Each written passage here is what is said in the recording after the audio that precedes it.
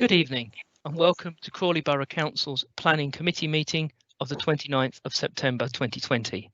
My name is Councillor Jonathan Purdy and I chair the Planning Committee. The agenda for this meeting has been published and is available on the Council's website. The committee will be considering two planning applications this evening and I propose to deal with these in the order that they appear on the agenda. There are no in-person public speaking rights at this virtual planning committee. However, members of the public and ward councillors wishing to make representation on the applications before the committee have been given the opportunity to submit written statements in advance of the meeting. Any statements will be read to the committee by the Democratic Services Officer. Can I please ask the officers supporting the meeting to introduce themselves, giving their name and job title? Thank you.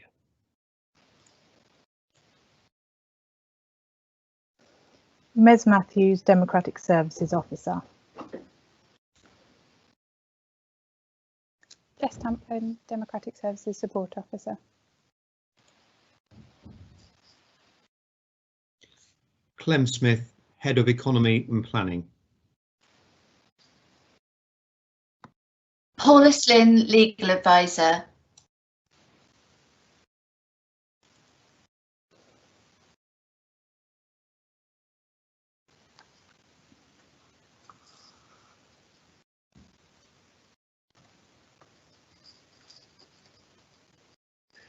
Before I invite members of the Planning Committee to confirm their attendance, may I please ask that they ensure their mobile phones are switched off or on silent, their backgrounds are plain or nondescript, and they will not be disturbed during the meeting.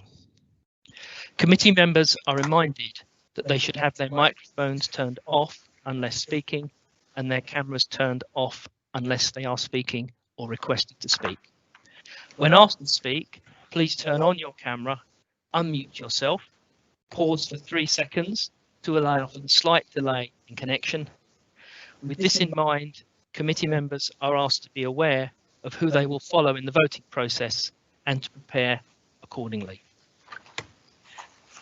Item 1, apologies for absence. Have we received any apologies for absence? We haven't received any apologies, Chair.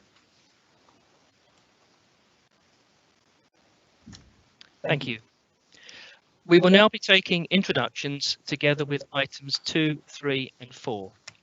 May I please ask committee members when called upon to confirm the ward that they represent, if they have any declarations of interest to make, if they have any lobbying declarations to make, if they agree with the minutes of the Planning Committee held on the 1st of September 2020, and if they have visited the site of any of the applications.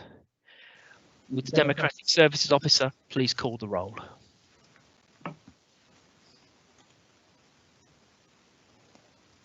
Councillor Ashcroft. Councillor Liam Ascoff, Gossett Green in North East Broadfield. I have no disclosure of interests. I have been lobbied on item number 5. I agree the minutes of the previous meeting. And I have visited on my own item number 5, and I know item number 6 from living around the corner for many years. Councillor Andrew Belbin. Good evening, Councillor Andrew Belbin representing Pound Hill South and Worth. I have no disclosures of interest to make. I have been lobbied on item number 5. I agree the minutes of the Planning Committee of the 1st of September, and like Councillor Ascoff, I've made independent visits to items 5 and 6 of the agenda. Thank you. Councillor Irvine. Yep, Councillor Ian Irvine representing Broadfield Ward. No personal interests to declare. I have been lobbied on item 5. I have attended 2 accompanied site visits to both application sites, and I agree with the minutes of the last meeting. Councillor Draggard. Oh, sorry, could you turn your microphone on, please? I'm sorry, I didn't touch it. It didn't just click on. Thank you. I'm Councillor Kim Jaggard from Maidenbower. I've got no declarations of interest. I was lobbied on item 5. I've done officer accompanied visits to both of the applications, and I agree with the minutes of the last meeting. Thank you. Could Councillor Magali please turn her camera on? Good evening. I'm Maureen Magali for Tilgate. I have no declarations to make. I have been lobbied on item 5. I agree to the minutes, and I have visited both sites with the officers. Thank you. Okay. Hi. I can see that Councillor Mike Pickett is here. Bear with me. I'm just trying to. If you could just turn, I know that you have issues with your camera at the moment, Councillor Pickett, but if you could just turn your camera on, even if it's a blank screen, just so I can send you live, please.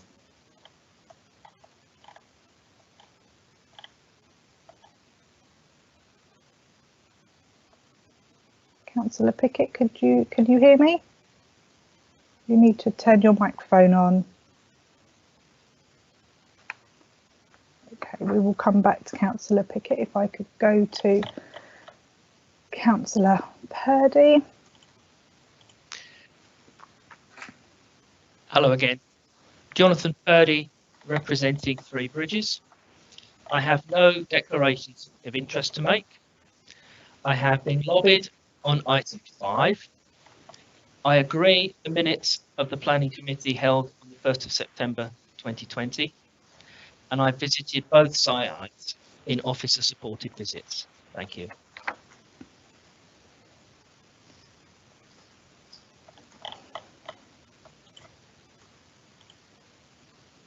Councillor Rana.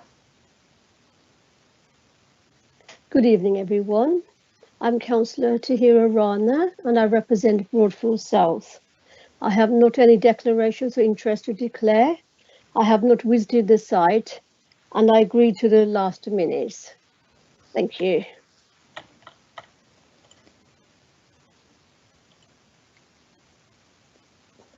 Councillor Sharma.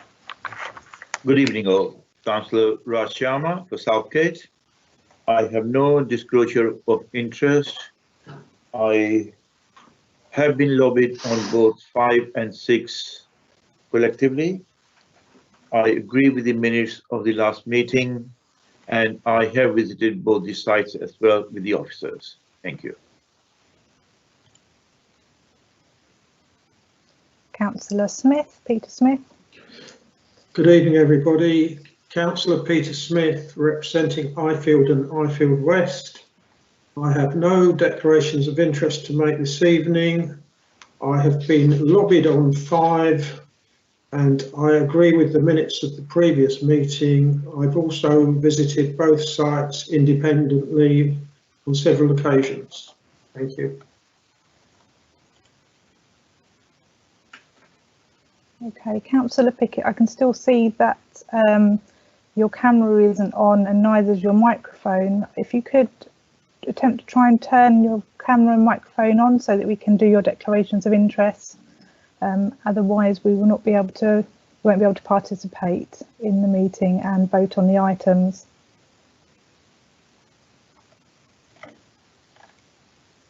Okay, we're going to have to move on to an announcement that, for record purposes, Brian Cox, the Principal Environmental Health Practitioner at Crawley Borough Council, and Stephen G, Principal Transport Planner at West Sussex County Council, are present as experts to answer the committee's questions.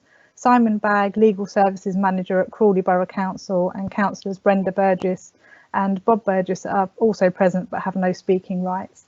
If Councillor Pickett, if you manage to get your camera and your microphone working, please just either send me a message or turn it on and we can then go through your declarations of interest.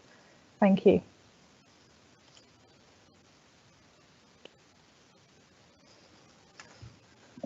Mez, can you hear me now, Mez? Yes. Right, hello, Councillor. Hi.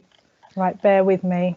We're going back to Councillor Pickett. Yes. So if you could declare the ward that you represent, if you have any declarations of interest to make, if you have any lobbying declarations to make, and if you agree with the minutes of the meeting of the Planning Committee held on the 1st of September, that would be lovely. I'm aware that you have issues with your camera, so if you can confirm that you can hear and we can hear you.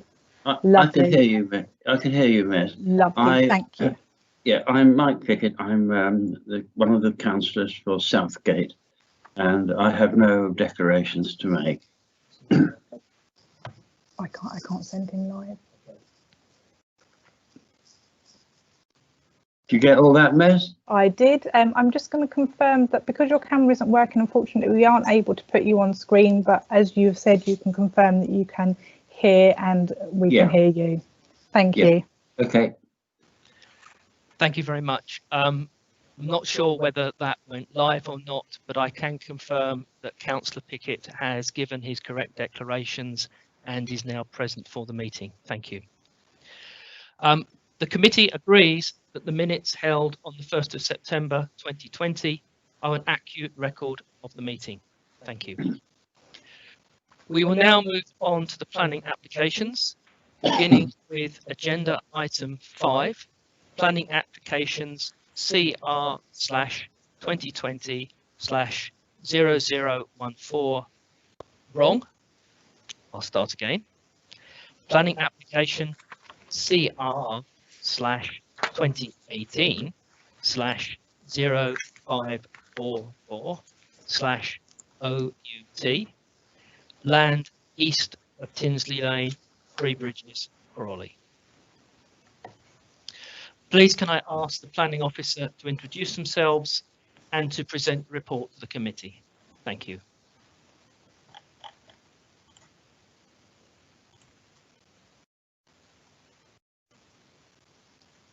Thank you, Chair. My name is Hamish Walk. I'm Principal Planning Officer and I'll be presenting the application. Please bear with me if the PowerPoint is a bit slow. It does seem to have been slow all day today, so it may take a while to move from slide to slide.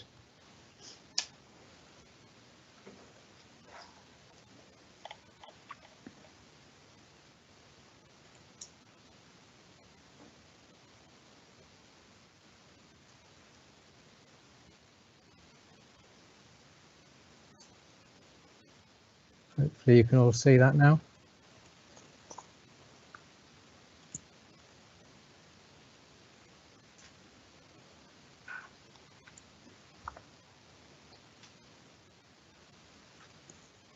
Apparently not really. Can we just bear with me a second while we just make sure the presentation is going live?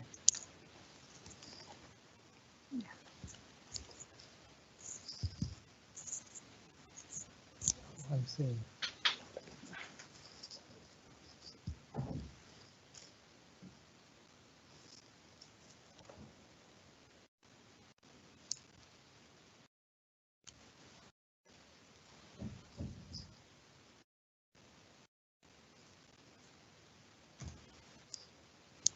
Could someone just, is that okay? Yeah, okay. So I've got confirmation that is okay. So this is the Tinsley Lane application. Just before I run through that, there are a few updates that have happened in the period since the report was prepared. We've had a couple of additional comments on the application. So from Tinsley Lane Residents Association, we've had the submission of further comments on road safety matters, specifically relating to Birch Lee. And an updated version of a road safety audit that they had previously submitted.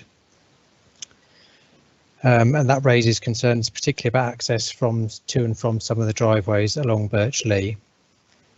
We've had a further comment from Oakwood Football Club, really just confirming that it supports this outline application. There's been some fairly detailed comments between myself, the applicant and the agent for the goods yard operators on some of the proposed conditions, and I will come on to address that in more detail later. And finally, there's a correction to the report in paragraph 5.28, and again I'll cover this later, but 5.28 covers housing density.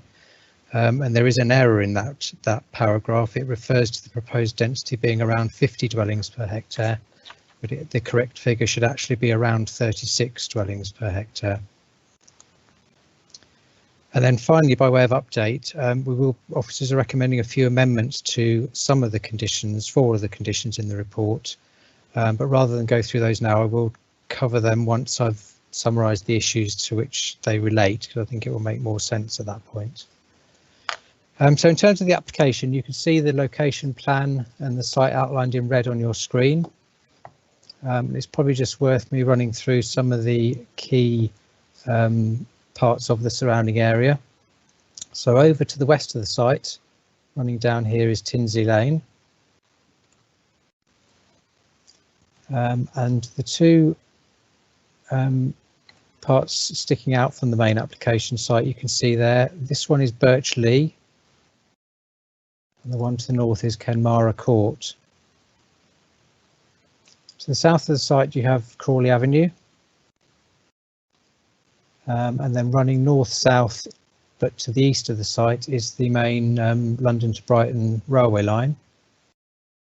And then you can probably see labelled there Crawley Goods Yard, and there are some sidings that come off the railway leading into the goods yard. And this part here, which is marked Distribution Centre, is the Easy Haul site, which is referred to in the report. So that's the application site.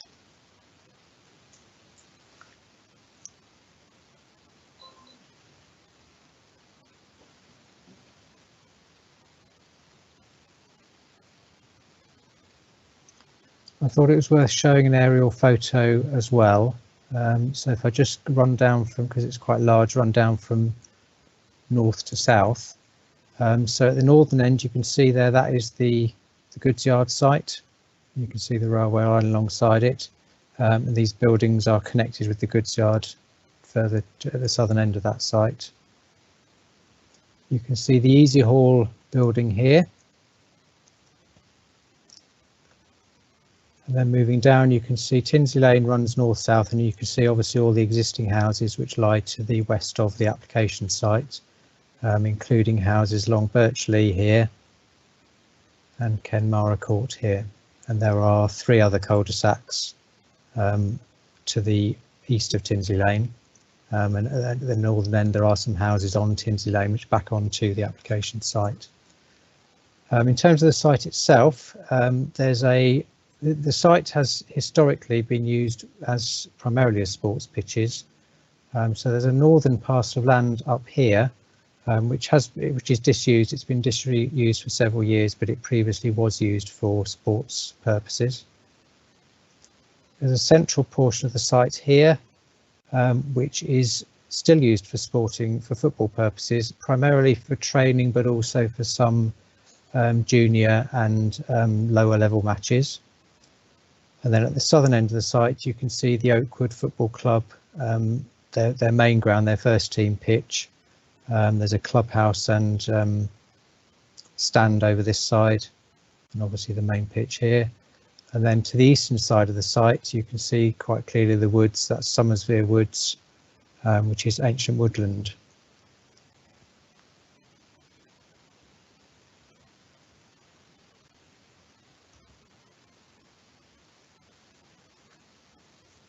And a similar plan, but I thought it was worth highlighting the site constraints because they are quite critical to the determination of this application.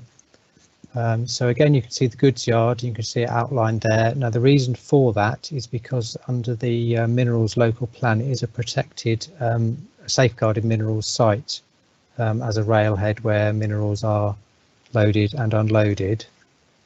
So that's the policy designation covering that. Somersvere Woods is ancient woodland, as I said. You can see that area there, and it also forms part of the structural landscaping, which is the light green area that you can see on the plan there. And then at the southern end of the site, the pink hatched area is the air quality management area. So it covers a larger area to the west, but it also runs along Crawley Avenue and extends slightly into the southern part of the application site.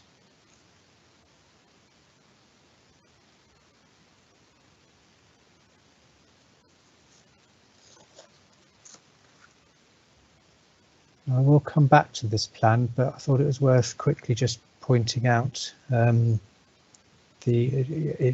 general terms the illustrative master plan for the application. Now, as you will have read from the report, this is an outline application with full planning permission sought for the proposed accesses and all other matters being reserved. So basically this is trying to establish the principle for the development, or planning permission for the principle of development, but with full permission for the 2 accesses. But what the applicants have done is submitted an illustrative master plan to show how the site could be laid out.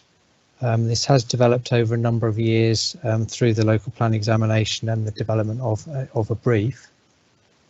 So in terms of the layout of the site, it's proposed to form 2 pitches at the northern end of the site, up here in the part of the site that's currently disused, with an access coming in from Kenmara Court and accessing a related car park here, and the illustrative plan shows a clubhouse off to the east side of the main pitch. You can see Somersville Woods retained basically as it is, and the main change to that is simply allowing public access to it. It's not a woodland that is currently has authorised public access, so the intention would be to provide public access to those woods. And then moving to the further south, you can see the housing, or an illustrative housing layout. Again, this full permission is sought for an access through Birch Lee, and then the housing layout in an illustrative way could form something along the lines shown there. There's a central play area, and I'll come on to talk later about why there's basically sort of terraces around those 3 sides of the housing development. As set out on page 19 of the report, I think it's 19. Yes, the principle of the site as an allocated site is established in the local plan. It's allocated for 120 dwellings for replacement sports provision and for the public access to Somersville Woods that I mentioned. The local plan has subsequently been supported by the adoption of the Tinsley Lane development brief, and is therefore clear the principle of development has been it is clearly set out in the council's adopted planning policies. So if I just move to show you photographs of the site and its surroundings.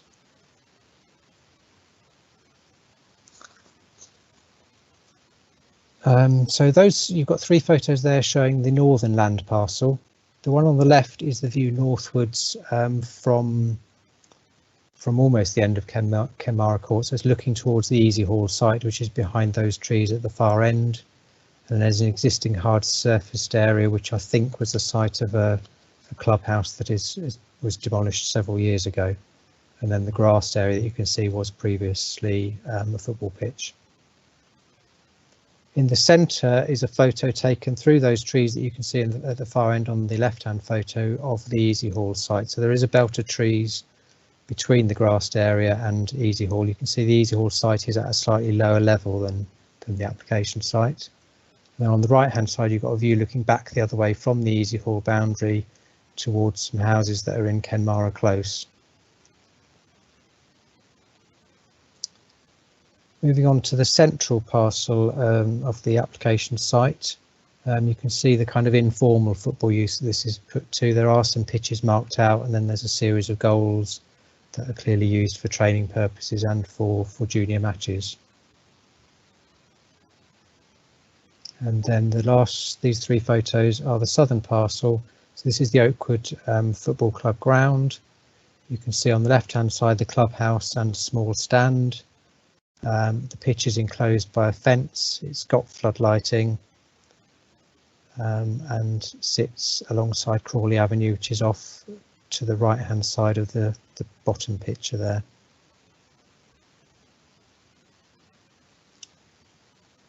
Then moving to the surrounding roads, you've got some views there of Tinsley Lane.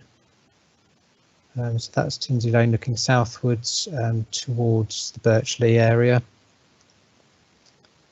And on the right hand side there, you've got the view up Birch Lee from Tinsley Lane.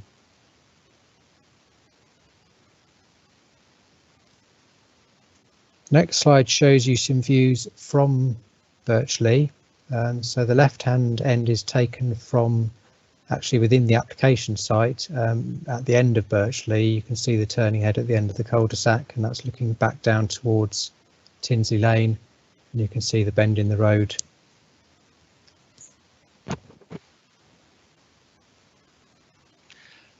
Good evening, ladies and gentlemen. I'm not certain whether anybody is seeing this or not. I've interrupted Mr. Walk's presentation. We have received a message that members of the public are presently unable to view the virtual committee meeting. Therefore, I'm taking the decision to adjourn the meeting temporarily while we sort out the live broadcast. For those of you who can see, please keep watching. A notice will shortly be put up on the screen to reflect the adjournment. We will be back as soon as we can. I can only apologise on behalf of the council for this. Thank you very much. If you would put the notice up, please.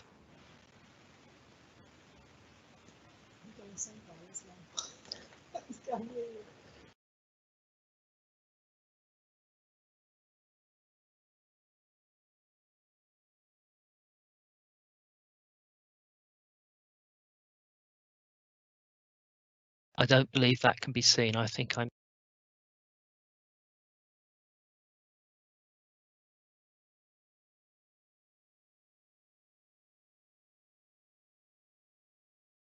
Yes, I'm aware I'm live. Apologies. We are trying to put up the notice. Thank you very much for your patience, ladies and gentlemen.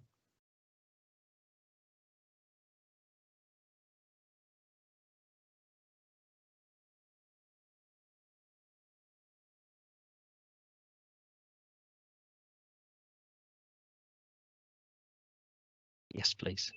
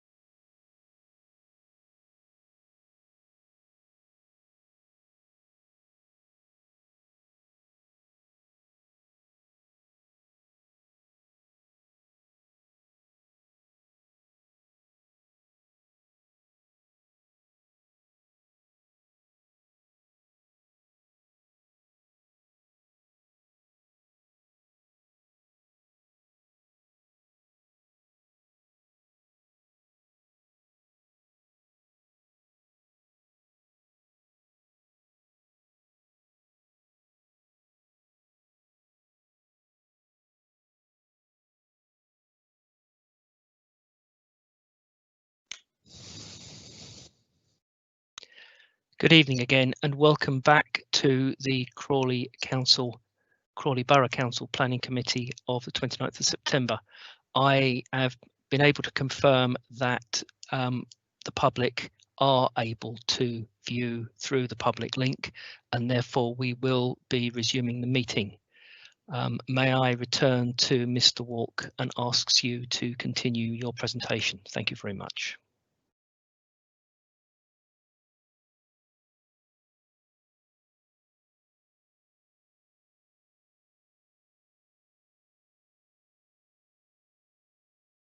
Yes, okay. I think I've switched everything back on. So as I was saying, this is the some photos of Birch Lee. So the left-hand side is taken from the proposed access point to the development. You can see the turning head at the end of the cul-de-sac, and that view is taken looking towards Tinsley Lane. The next view is taken from a little way down the road, in fact from near the car that you can see in the distance on the left hand side. So it shows the bend in the road, and you can see the block of flats that sits on the corner of Birchley and Tinsley Lane. And then again this shows the second bend in the road further down with the flats on the corner of Tinsley Lane again. These are some other views of Birchley, this time looking towards the application site. So on the right hand side you've got a view taken from the Tinsley Lane end of the road. You can see the bend going round to the right, and then the other two views show the bend back round to the left, and then the wooden fence in the distance is where the proposed entrance to the application site is. So the application site is beyond those trees.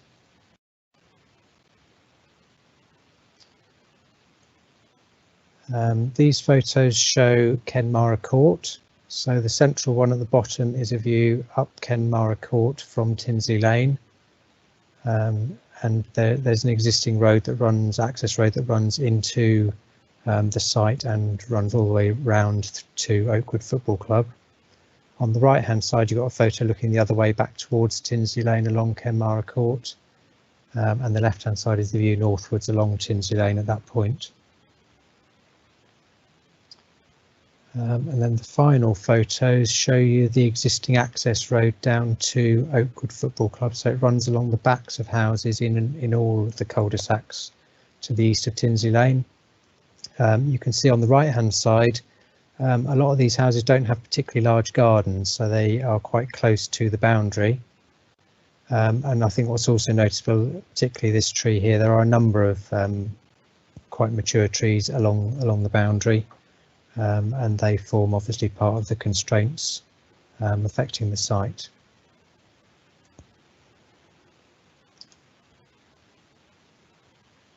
So if I could turn now to the details of the application. So please bear in mind these are illustrative plans, and they are seeking to demonstrate the principle of development. The report goes through in paragraphs from page 21 onwards, really, talks about the local plan examination. So the site has had quite a long kind of development period. It is allocated in the local plan and did go through the examination process. In terms of the application, obviously one of the key things is the sports provision. So the intention is to relocate Oakwood Football Club from their current site at the bottom here to a new pitch in the northern parcel, but also for the northern parcel to accommodate some of the use that's currently made of the central parcel of land for training and for junior matches and that kind of thing.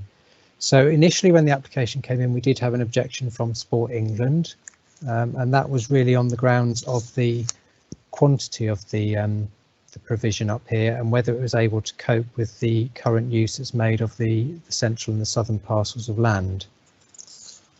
Now, at the local plan examination, the inspector had been clear that the provision of pitches of these size would be appropriate as replacement provision.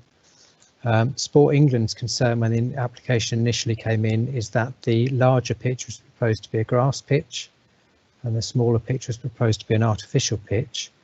And they were concerned that with the number of adult teams using the larger pitch, that a grass pitch quite simply wouldn't be able to cope with the wear and tear that was being demanded of it.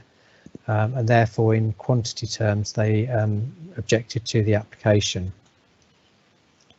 That led to a rethink by the applicant, and quite a considerable amount of work on their part has now led to a revised proposal, which is that the larger pitch forms an artificial pitch and the smaller pitch forms a grass pitch.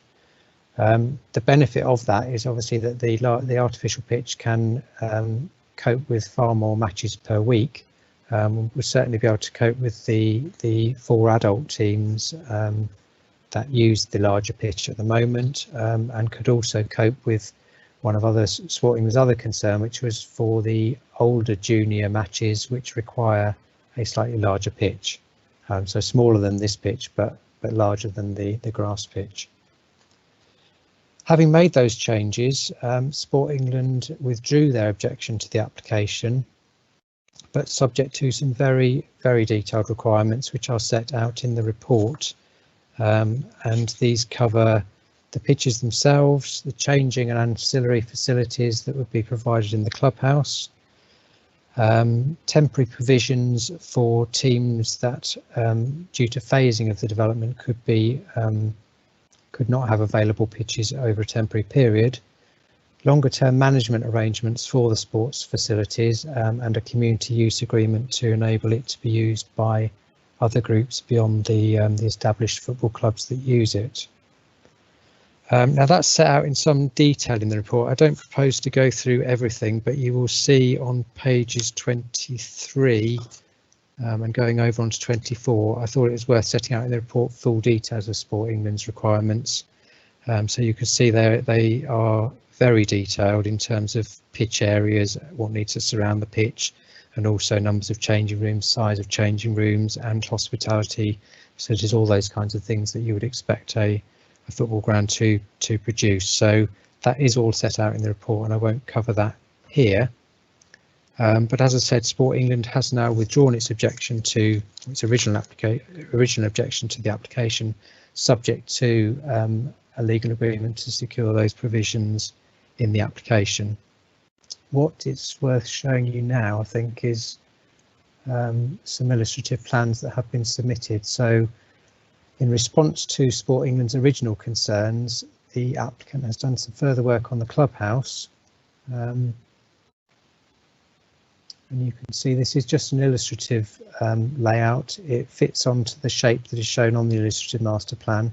You can see on the left hand side details of the storage, changing facilities, public toilets, and the kitchen, lobby, bar and catering areas that could fit within the building. So it's just an illustrative plan, but it does demonstrate that space wise, in terms of floor space, they can meet the requirements of Sport England.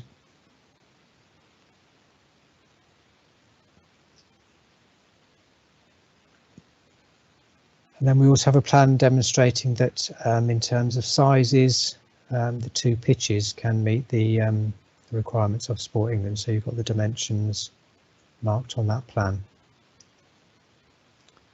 So in terms of the sporting facilities, we are satisfied that the applicants have now demonstrated that in terms of space requirements, but also in terms of the potential for use by the existing users of the site, the provision is acceptable.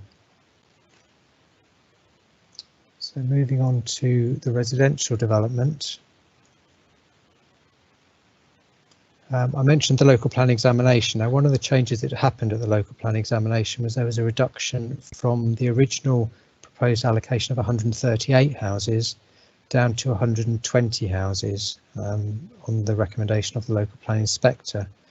And what he said is set out in the report, but he was concerned that the northern parcel of land may not be large enough to accommodate the pitches and the ancillary sports facilities and the car park. And his view was that if, for instance, the car park had to be relocated, it would involve the loss of some of the houses probably in this site at the northern end of the housing parcel. and he therefore reduced the allocation down to 120. What the applicants have sought to do through the illustrative master plan is to demonstrate that they feel the site can actually accommodate 150 houses, and that is or up to 150 houses.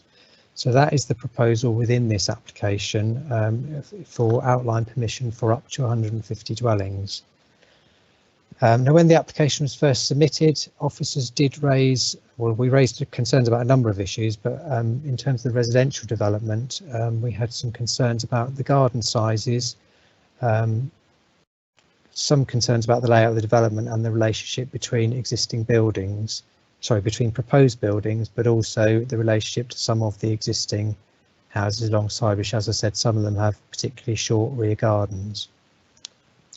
Now, this is only an outline application, so we weren't necessarily picking up in detail on those comments, but we were concerned that overall the scheme perhaps was too cramped, and we needed the applicant to do some further work on that. And we now have a revised master plan, and that has addressed particular concerns that we raised. We had some concerns up in this northern section about overlooking between properties. Similarly, we had concerns down here that there was some likely overlooking or some outlooks onto blank gable walls at a very short distance. And we had some concerns about the relationship to some of the existing houses. The layout has been slightly rejigged to deal with those issues. We also had some concerns about garden areas. Some of the garden areas were particularly small and fell short of the council standards. The applicant has amended the layout to accommodate that, but has also given us further information on the proposed garden sizes.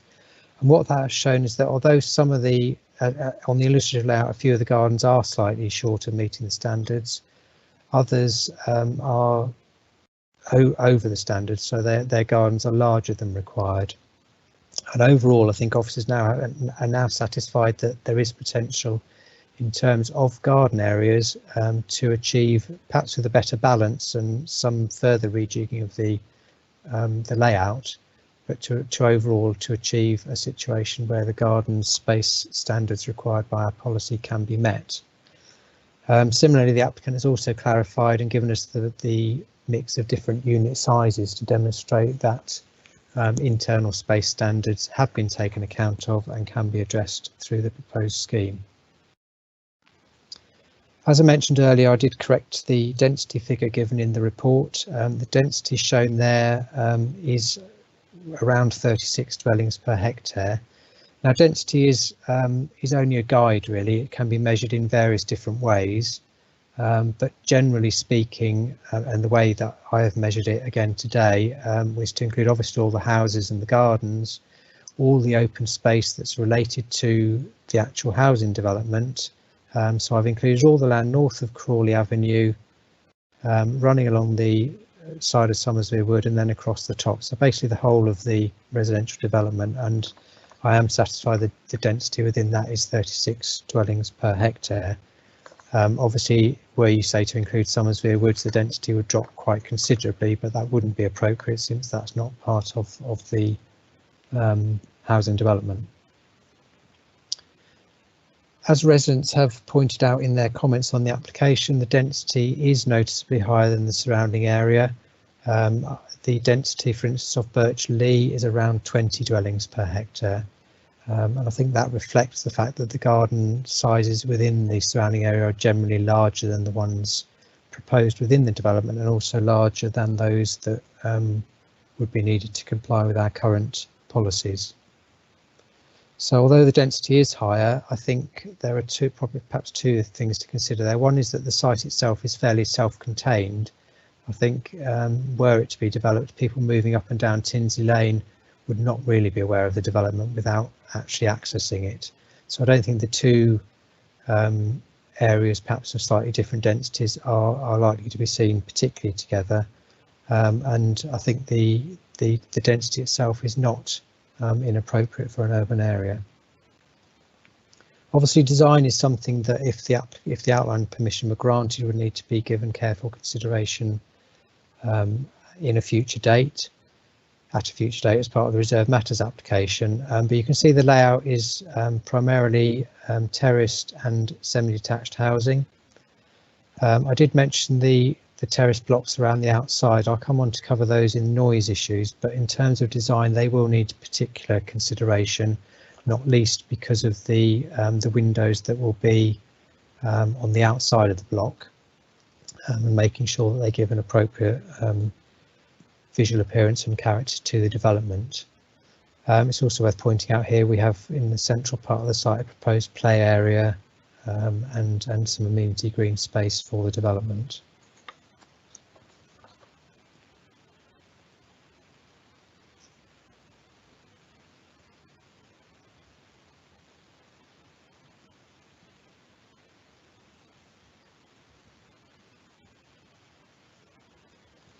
I'm just going to turn now to highways and transport issues. So if you remember, the full planning permission is sought for both of these accesses. So if we start with Kenmara Court, there is an existing access. Just enlarge that a bit. So there is an existing access and the alignment will basically be retained. What is proposed is that the road will be slightly more formally laid out. It doesn't have a particularly high quality surface at the moment. There are no curbs, so the proposal is to properly provide curbs, drop curb to access the existing driveways, and a more formalised road surface running into the proposed car park area over here. So that's one of the plans, and that would be one of the approved plans if permission were granted. Then for Birch Lee, this is the proposed Birch Lee plan, so you can see the red line here. Birch Lee would be subject to some actual changes to the alignment, so hopefully, let me enlarge that one again.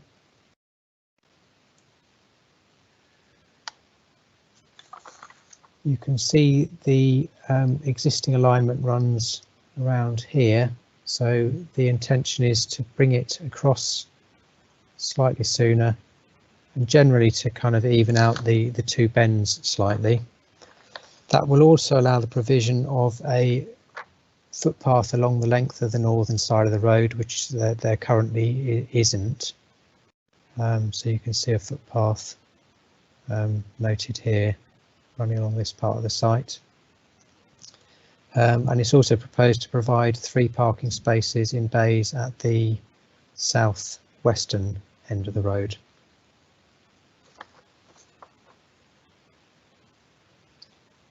So that's the 2 proposed accesses. In terms of the links between them, all that's proposed is an emergency access between the 2, so there'll be no through route from the residential development to the football club car park or the other way.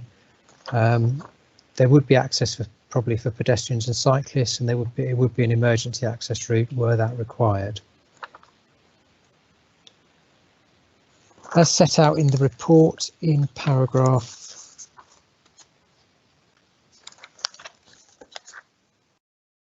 5.35, the applicants have undertaken a review of, and 5.36, the applicants have taken a review of potential access points to the site.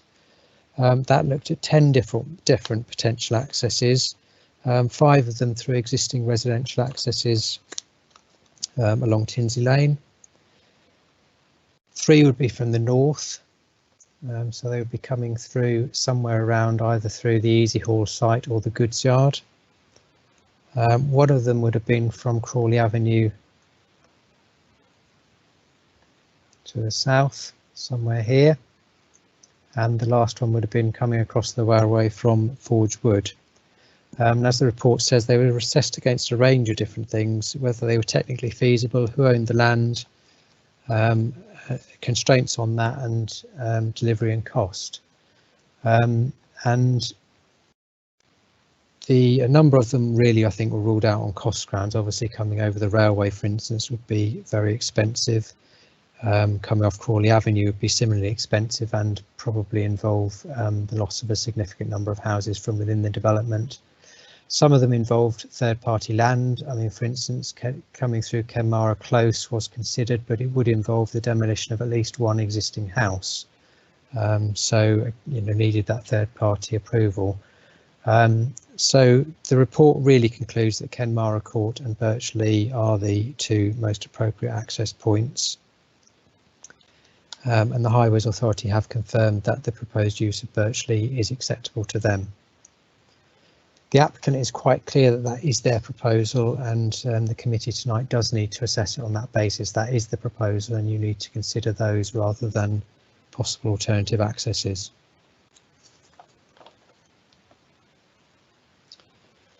Traffic movements have also obviously been assessed through the application process, and the Highways Authority are satisfied that in terms of junction capacity, the impact of the development on surrounding junctions would be acceptable, both in terms of the immediate access, say from Birch Lee onto Tinsley Lane, but also the accesses onto Gatwick Road from Tinsley Lane.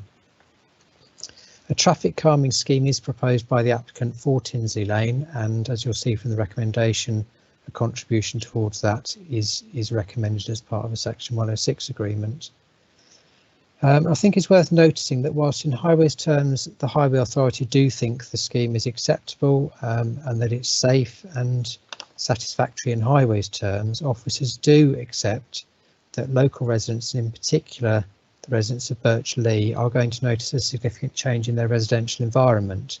Now that's slightly different to the highway safety, but clearly this is currently a cul-de-sac of 10 houses.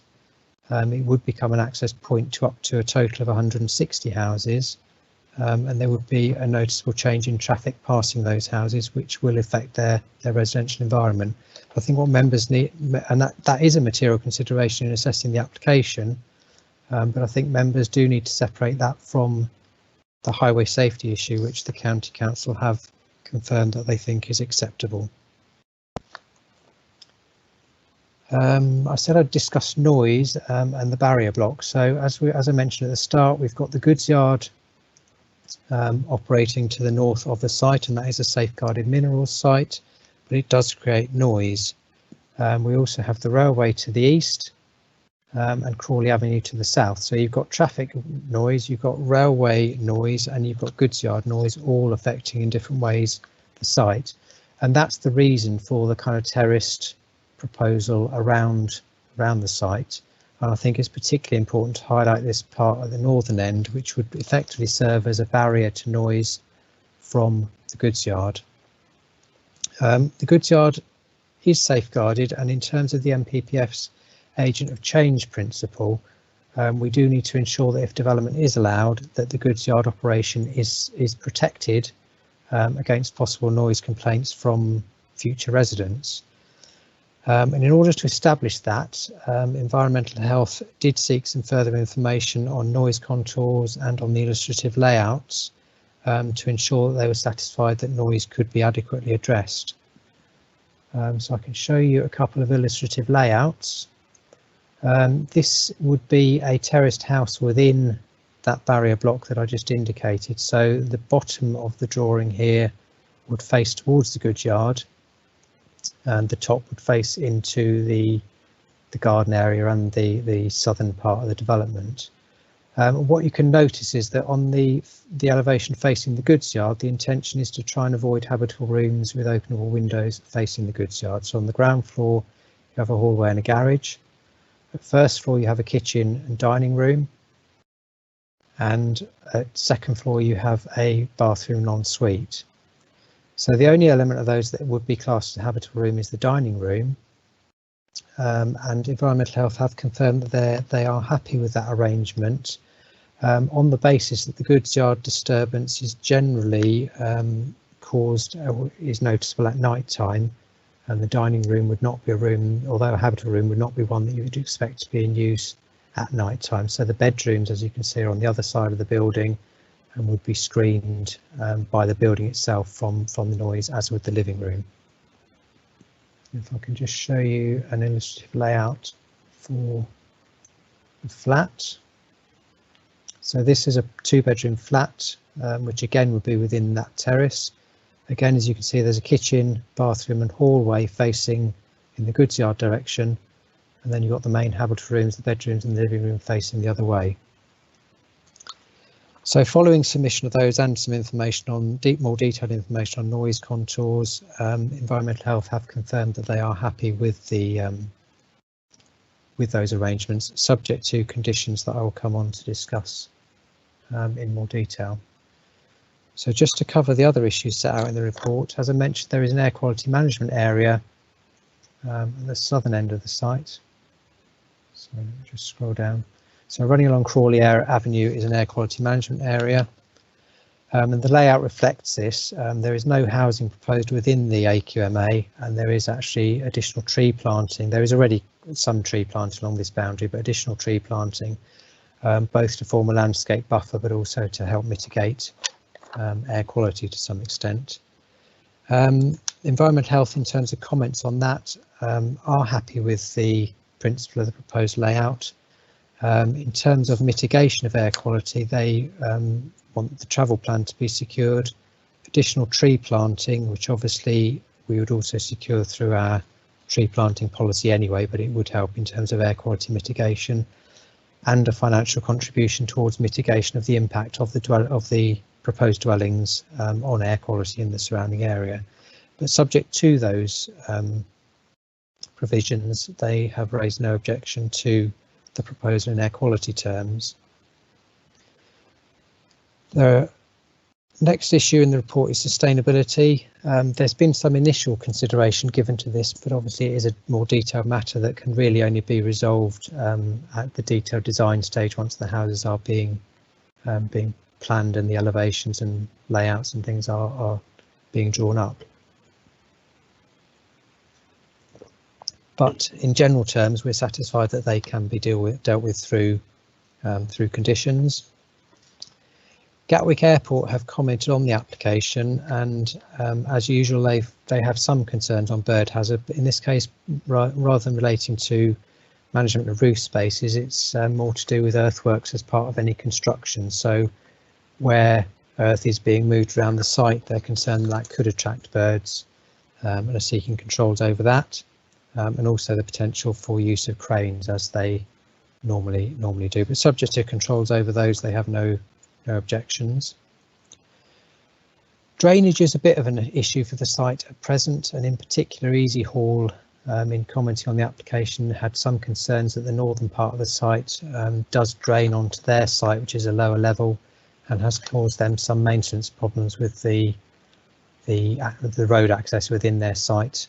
So the scheme does propose to address that, along with general SUDS provisions throughout the scheme, and that will help to mitigate and slow down drainage through some storage under some of the sports facilities, and also through open storage areas further south that will help to store surface water runoff and then allow it to be discharged more slowly, either by soaking into the ground or by discharge through sewers. So in general terms, the rainwater runoff will be slowed, the Easy Hall issue will be addressed, and surface water drainage dealt with through a strategy to be agreed. Somersby Woods, as I said, is ancient woodland, and Natural England do require a buffer zone to ensure that ancient woodland can be protected, and that would run along the side of the development or between the development and the woods. It would be a 15-metre buffer, and that can be secured. There are a range of other ecological issues to be addressed. Obviously, public access to the woodlands has potential to have some impact on it, and that will need to be managed. And in more general terms, the site we would expect to deliver some ecological enhancement and also to protect existing species such as bats that could be affected by the development and by, for instance, floodlighting on the sports pitches or lighting within the development generally. So again, further details will be required, but we are satisfied that those ecological issues can be addressed. In terms of open space, the development brief set out a number of issues to be considered. As I've said, there's play area and open space proposed at the centre of the development, but there are also areas around, including the buffer zone, that would form open space in the development. It is unfortunate that allotments have not been proposed, which were specifically mentioned in the brief as needing consideration, but I think the applicant feels that overall open space levels are fairly high, particularly when you take account of things like the woods and the sports pitches. And I think as officers we accept that overall the open space provision within the overall site is fairly good. And then I think the final issue that I wanted to cover was minerals. As I said, that you've got the safeguarding minerals site. Now that's not physically affected by the development, but it is important in terms of its protection that noise issues are addressed in the way that I mentioned. So the use of things like the barrier block and the internal layout of those houses to make sure that any future residents wouldn't generate noise complaints that could impact upon that business. So turning to the recommendation, the page 33 sets out the recommendation in terms of section 106. So you can see the applicant has agreed to the provision of 40% affordable housing with a 10-year split to meet council policy. Policy H4 also deals with provision of low-cost housing, and whilst the development is not able to fully meet that requirement, the applicant is offering a discount of £1,000 for the additional 10% that would normally be sought as low-cost housing to qualifying first-time buyers. So we feel that policy H4 has been addressed, and as you can see, the other provisions there deal with sports issues, Somersville Woods, provision of open space, and the financial contributions towards traffic calming and air quality, and then the tree planting contribution, which could to some extent could be accommodated on site. So we'll be using the formula set out in the policy, where there's a provision on site and then off-site payment to cover any shortfall. The conditions are then set out in the report, but I just wanted to highlight some proposed changes to conditions. So condition 6, which deals with phasing. In conversation with the goods yard operators since the report was published, they have asked that phasing should also deal with noise mitigation. And officers, in discussion with Brian Cox in Environmental Health, we agree that that is appropriate. And if I can just illustrate with the master plan why that's the case. The phasing, the conditions which I'll come on to on noise require noise mitigation measures within the development through the layout and the layout of habitable rooms to be addressed.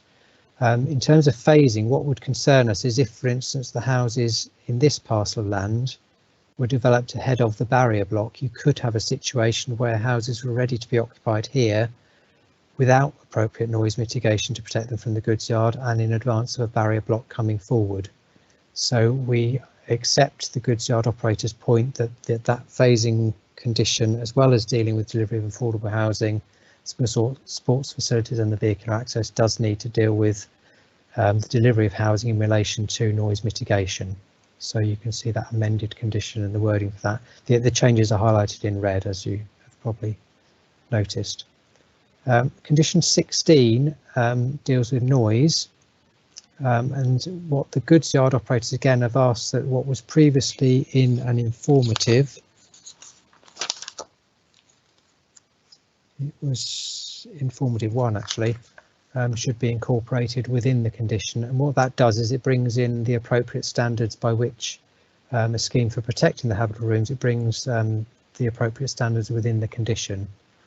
So we think that is appropriate, and it doesn't really change what needs to be done by the applicant in discharging the condition, but it does set out quite clearly the basis on which that would be done. And then we have proposed changes to the 2 highways access conditions. Now these were originally suggested by West Sussex County Council to ensure that the 2 accesses were delivered before parts of the development were brought into use. The applicant has asked for the wording in both to give some flexibility through the unless otherwise agreed in writing, the kind of standard wording that we often put in these conditions.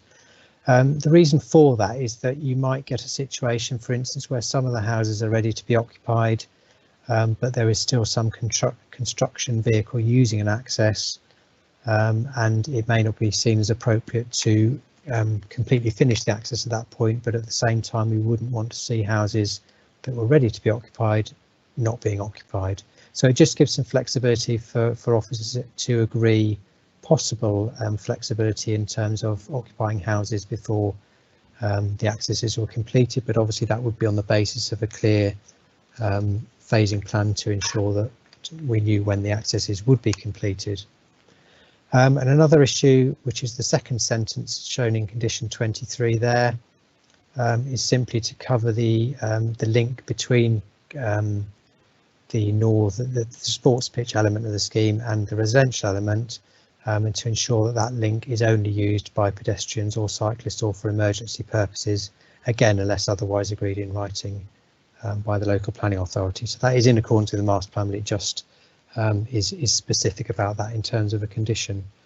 So that slightly amends those 4 conditions in the recommendation, but otherwise the application for outline permission with full permission for the 2 accesses, as I've covered, is recommended for approval by officers subject to the recommendations set out in the report and to those amended 4 conditions. Thank you.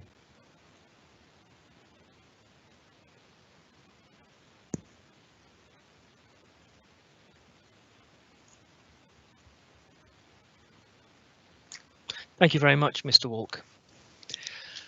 Are there any statements from members of the public, please? Thank you, Chair. We have had 8 statements on this application submitted by members of the public. As per the Council's virtual committee procedure rules, I will be reading these on behalf of the members of the public in the order set out in the Constitution. The first statement has been received from Tinsley Lane Residents Association. The CBC Planning Department and interested parties put a great deal of effort into the development brief for the specific site in accordance with the Crawley local plan. This planning application does not satisfy some of the key requirements of this brief and should thus be rejected in its current form. The number of dwellings proposed are too great with overdevelopment of the site by cramming in high density accommodation. Policy CH3 requires it to relate sympathetically to the surroundings in terms of scale, density, height and massing. A high density development of 3-storey terraces is not in keeping with the bungalows and family houses in the vicinity. The access route proposed is to open up a narrow close which would have severe safety issues for residents due to the high volume of traffic. The 150 dwellings proposed greatly exceeds the 120 dwellings set out in the local plan and the specific development brief of the site as authorised by the Government Inspector. The site is located within safe walking distance of several schools and Manor Royal Business District and thus ideal for family housing. The smaller number of dwellings is also necessary to reduce the traffic volume and cause less congestion on the access roads. The applicant claims that the large number of dwellings is necessary in order to pay off the existing leaseholders, but the land has not been used for almost 20 years and is thus of no value to them unless it can be used. The value of the land should be determined by the quality of development possible and for which Crawley can be proud, and not just to maximise the profit of the landowner or leaseholder. In summary, COVID-19 has identified severe problems for families living in small flats. The planning officers identified this as one of the few sites in Crawley that are suitable for a significant number of larger family units. The Government Inspector reduced the residential capacity of this site to 120 dwellings, not 150 as proposed. The level of housing development proposed is excessive and represents a 25% increase on that allowed in the local plan. The over-provision of smaller units is not compatible with the housing mix required in the local plan and is not in the best interests of the town. As specifically stated in the development brief, this land presents a unique opportunity to satisfy the need for high-quality family homes within safe walking distance of existing schools and not be wasted by allowing a high density development totally out of character with the existing residential area. End of statement number 1. Statement number 2 has been received by the agent First Plan on behalf of Crawley Goods Yard operators. First Plan are instructed on behalf of Aggregate Industries UK Limited, Brett Group, Cemex UK Operations Limited and Day Group Limited, the operators of the Crawley Goods Yard, to object to the planning application submitted by Homes England for the land east of Tinsley Lane. Crawley Goods Yard is an established rail-fed aggregates depot and safeguarded railhead. The goods yard has the capacity to handle 1 million tonnes of aggregate a year with the potential for expansion in the future. The site supports additional key minerals infrastructure and related development, including 2 concrete batching plants, an asphalt plant, and construction and demolition and waste recycling plant. The operators of the goods yard were fully involved in the local plan process, which culminated in the allocation of the Tinsley Lane site in the now adopted local plan as a key housing site under Policy H2.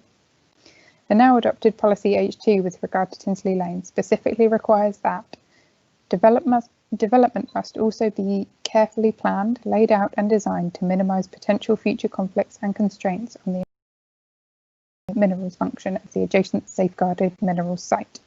Full details of the requirements relating to this site will be set out in a development brief. The operators were subsequently also involved in providing comments in response to consultation undertaken in the preparation of the Tinsley Lane development brief adopted April 2017. This now includes the Section 7 guidance on noise. It should be confirmed that the operators are not opposed to residential development in the area and only seek to ensure that their operations are not curtailed and future residents appropriately protected from noise. First Plan and the operators retained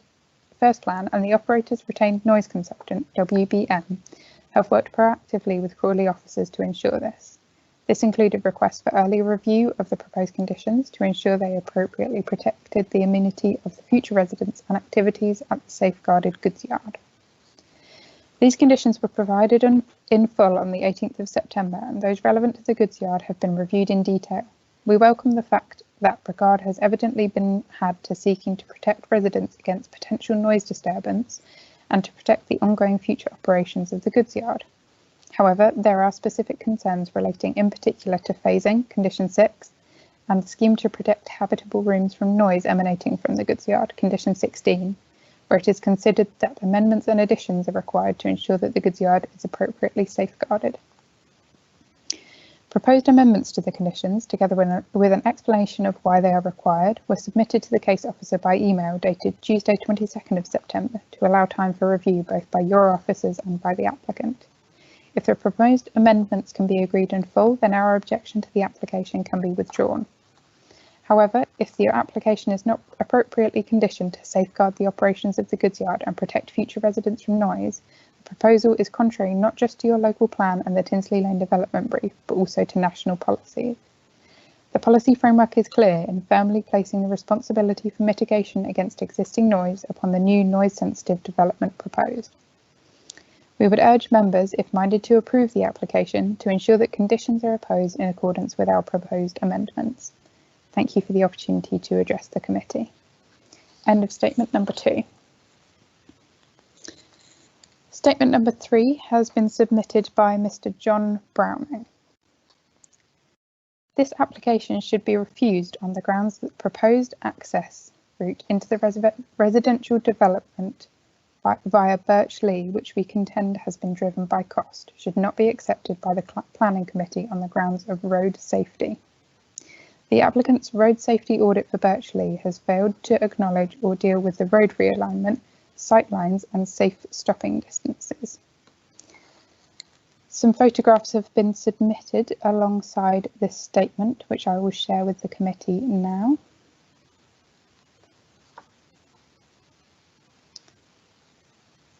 Okay, I believe those are viewable. Residents have marked out the proposed road layout and positioned vehicles in the carriageway and on driveways to properties in Birch to determine and measure actual driver sight lines. West Sussex County Council highways have have dismissed the residents' review and findings on the grounds of methodology, terminology and qualifications.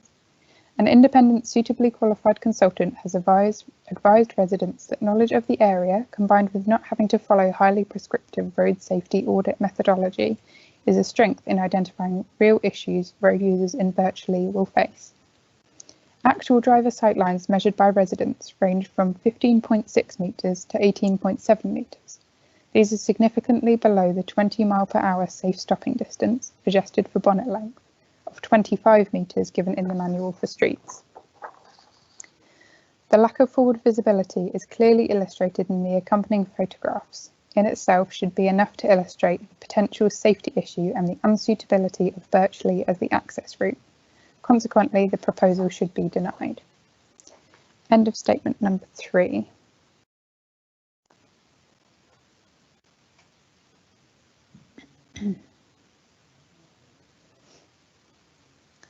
Statement number 4 has been submitted by the applicant, Homes England. Homes England exists to accelerate the delivery of housing across England. They are a national agency and non-department public body sponsored by the Ministry of Housing, Communities and Local Government. Part of the way this is done is through unlocking public and private land, including land owned by the agency in Crawley, such as at Forge Wood, west of Ifield and here at Tinsley Lane. The principle of developing the Tinsley Lane site has been accepted for many years, being endorsed by the council through the allocation of the site for housing in the local plan in 2015. The design principles were then worked up jointly between the council and Homes England in the Tinsley Lane development brief, which was also adopted by the council in 2017. From the outset, the applicant has worked very closely with the council and other interested parties, including local residents and Oakwood Football Club. This collaborative process has underpinned the proposal that is the subject of the planning application that has been submitted for the Tinsley Lane site by Homes England, which responds fully to the local plan allocation and the adopted development brief. These proposals will not only help deliver much needed new homes, but will include the provision of new football facilities, helping to secure the future of Oakwood Football Club and create enhanced sports facilities that will be available for use by the wider community. The current facilities are not fit for modern purposes and do not adequately meet the current needs of the football club and the wider community. The new facilities will enable the club to progress and ensure their longevity, as well as providing community benefit through the provision of a full-size all-weather pitch, which will be available for community use. The proposals are supported by Oakwood Football Club and Sport England. Through close liaison with the Council's Environmental Health Officer since the earliest stages, the master plan has been designed to take full account of noise sources from surrounding land uses in accordance with relevant national guidance. The Environmental Health Officer has not objected to the development. Following discussion with local residents and the Highways Authority, development also includes a contribution towards a package of road improvement measures to help manage traffic speed along Tinsley Lane. West Sussex County Council, as Highways Authority, has no objection to the proposals. The proposals will deliver new homes to meet specific local housing needs and ensure the scheme complies in full with the Council's housing policies. On-site affordable housing equal to 40% of the total number of dwellings shall be provided. In addition, Homes England has agreed to make a contribution towards low-cost housing. Somersville Woods will be protected and public access formalised, creating a significant public asset alongside new play areas and amenity green space. These will provide a significant green resource for existing and future residents. In conclusion, this planning application is the culmination of over 6 years of collaborative working with the Council. The proposals fully align with the Council's policies for the site, and the views of the local community and other stakeholders have been taken into account. The scheme will deliver a number of benefits for both new and existing residents. Homes England promotes better design and higher quality homes. The vision for the site is of high quality, attractive, sustainable development that responds to the distinctive location.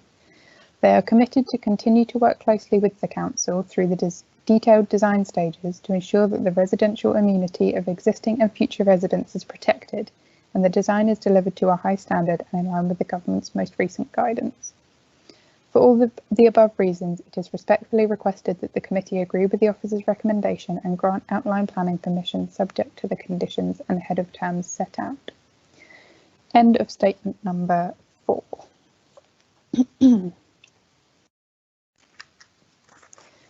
Statement number 5 has been submitted by Oakwood Football Club. Dear councillors, may I take this opportunity as chairman of Oakwood Football Club to confirm that Oakwood Football Club fully supports the outline planning applications submitted by Homes England for approximately up to 150 residential units and provision of a new football clubhouse, senior and junior pitches. I can confirm that Homes England and their planning consultants Wood plc have worked closely with Oakwood FC to ensure the layout on sports provision set out in the Northern Land Parcel on the Illustrative Master Plan meets Oakwood FC's requirements and in line with FA, FIFA and Sport England requirements. The new facilities will enable the club and the wider community to maximise use of the pitches and clubhouse. The access arrangements via Kenmara Court and parking, including matchday parking, are sufficient for our needs. Oakwood FC also support the phasing arrangements and can fully understand the need to commence residential construction on the central land parcel, first to enable sufficient cash flow before construction of the football facilities on the northern land parcel. On completion of the northern land parcel, Oakwood FC will then relocate to their new premises, enabling the final phase of construction to commence on the southern land parcel. While this will lead to the temporary loss of our training pitches on the central land parcel, the club is in discussion with other facility providers to source alternative training facilities on a temporary basis during the construction stage. Oakwood FC will continue to work with Homes England as it enters its marketing and delivery phase. The club will support the appointed developer in matters relating to planning conditions which may affect the football club. For example, preparing a management plan, consideration of community use arrangements, provision of 3G, artificial playing surfaces, advice on lighting, fencing, parking, etc. We will also strive to continue fostering a positive relationship with Crawley Borough Council as proposals evolve at reserved matters stage. End of statement 5.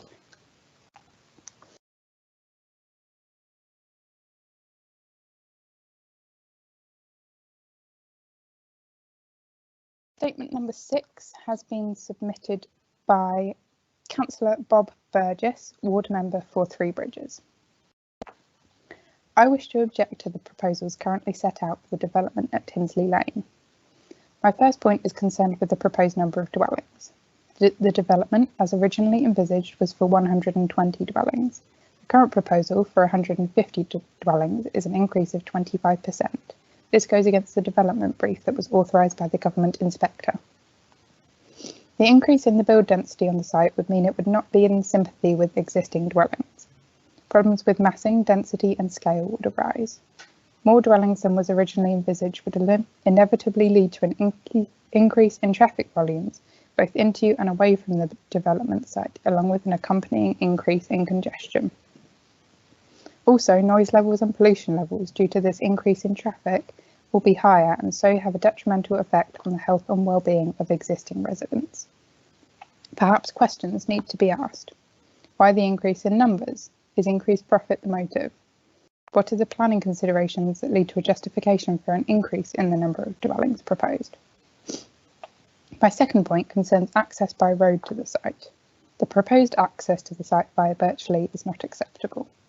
The nature of the road is such that any increase in traffic flow as people exited or entered the development would present real dangers to both fellow drivers and also to the existing residents of Birch. Visibility for traffic leaving dwellings already on Birch is poor. Birch would change significantly from a cul-de-sac serving relatively few dwellings to a through road serving the proposed development. This would mean considerably more traffic movements and increasing traffic volumes. The likelihood would probably mean an increase in traffic issues as well as a poorer environment for everyone. Thank you. End of statement number 6.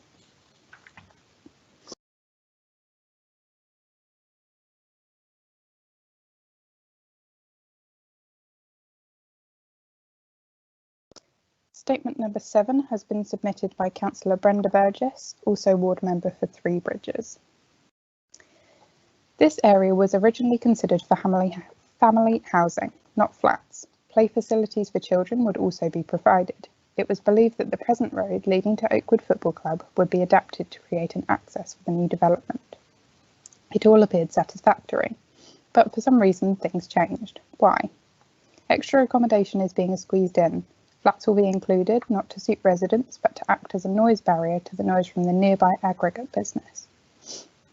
Birch Lee, a narrow twisting cul-de-sac, will be opened up to become the access road for the development. I find myself objecting on 3 fronts for 3 different groups of residents.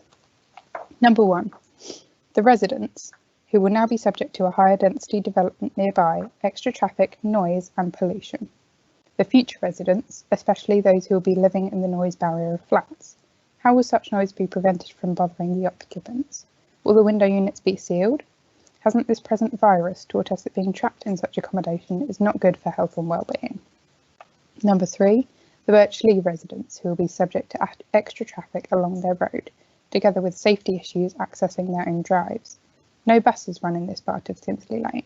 Shops, schools and leisure facilities are not within walking distance. That means extra traffic, extra fumes and emissions at a time when it is important to cut such pollution. To recap, the density is far too high for this proposed development. A different and better access road needs to be found. Birch Lee must be rejected. Houses are needed. The distance from Crawley town centre for this proposed development suits family housing. Blocks of flats will be used as noise barriers rather than homes and be out of character with the area as a whole. The greater number of dwellings, the greater amount of traffic causing an increase in emissions. Pollution problems cannot keep being pushed into the future. In 10 years' time, it will be too late. A bus route could help with residents' travel plans for the area. Metrobus have said they would prefer being involved from the beginning when a new development is planned, rather than being shoehorned in when the buildings are complete. So why has the proposed number of dwellings increased when the development stipulation brief stated that no more than 130 dwellings should be built? Who will benefit financially? Why are the fears of Birch Lee residents being rejected and the Tinsley Lane Residents Association audit refuted, especially when the road assessment audit page 22 table 4.1 concentrates on only 3 concerns: surface water, tripping or injury for pedestrians and slip hazards, and fails to mention or consider the points raised by the residents' audit, which included visibility and sightlines.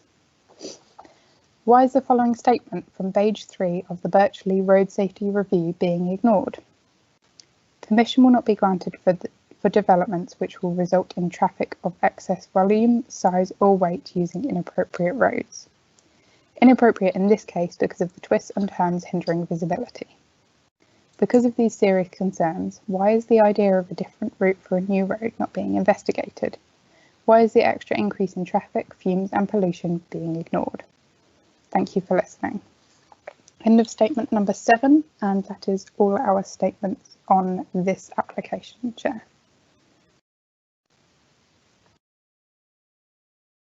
Thank you very much indeed for reading those. So the process for consideration of applications at this meeting will be as follows. Any committee member wishing to speak should turn on their camera. This will signify to the Democratic Services Officer your desire to speak. You will then be invited to speak one by one. When you are called upon to speak, please unmute your microphone and check that your screen is surrounded by a red box before speaking. Please turn off your camera and microphone when you are finished and are no longer live. Once all committee members that wish to speak have done so, the planning officer will respond to any queries. We will now begin consideration of this application. Please turn on your camera if you wish to speak.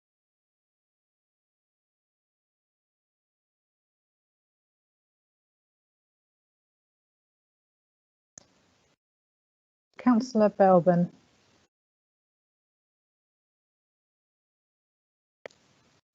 Could you please turn your microphone on, Councillor Belbin? Sorry, apologise. Good evening. Thank you very much. Thank you very much for an extensive presentation there, Hamish. I'm not sure how long it was, but it was probably close to a record, I would suggest. I've only got 2 particular comments I wish to make. I know others have other things they wish to say. Firstly, I'm very concerned about this difference between 150 and 120 dwellings. And I just wondered if perhaps you could highlight us what the original plan was for 120 dwellings and what the difference is. My second point is more concerning for flats and the terraced housing, and in particular the car parking ratios around there. I'm referring to this in particular because I know the area. There's no real amenities in the nearby area. There's no shops or anything like that. And anything less than a car ratio of one to per dwelling is going to create an enormous car problem there, because people are going to need cars to get about. I believe there's no public transport in that area as well. Thank you very much.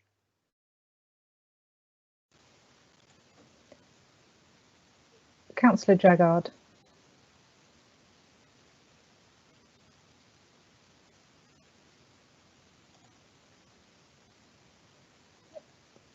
Sorry, Councillor Jaggard, your microphone appears to be off, but I can't hear you.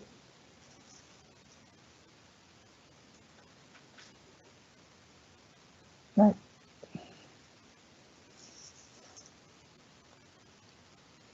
I can't hear you. Could someone else confirm whether they could hear Councillor Jaggard, please? No.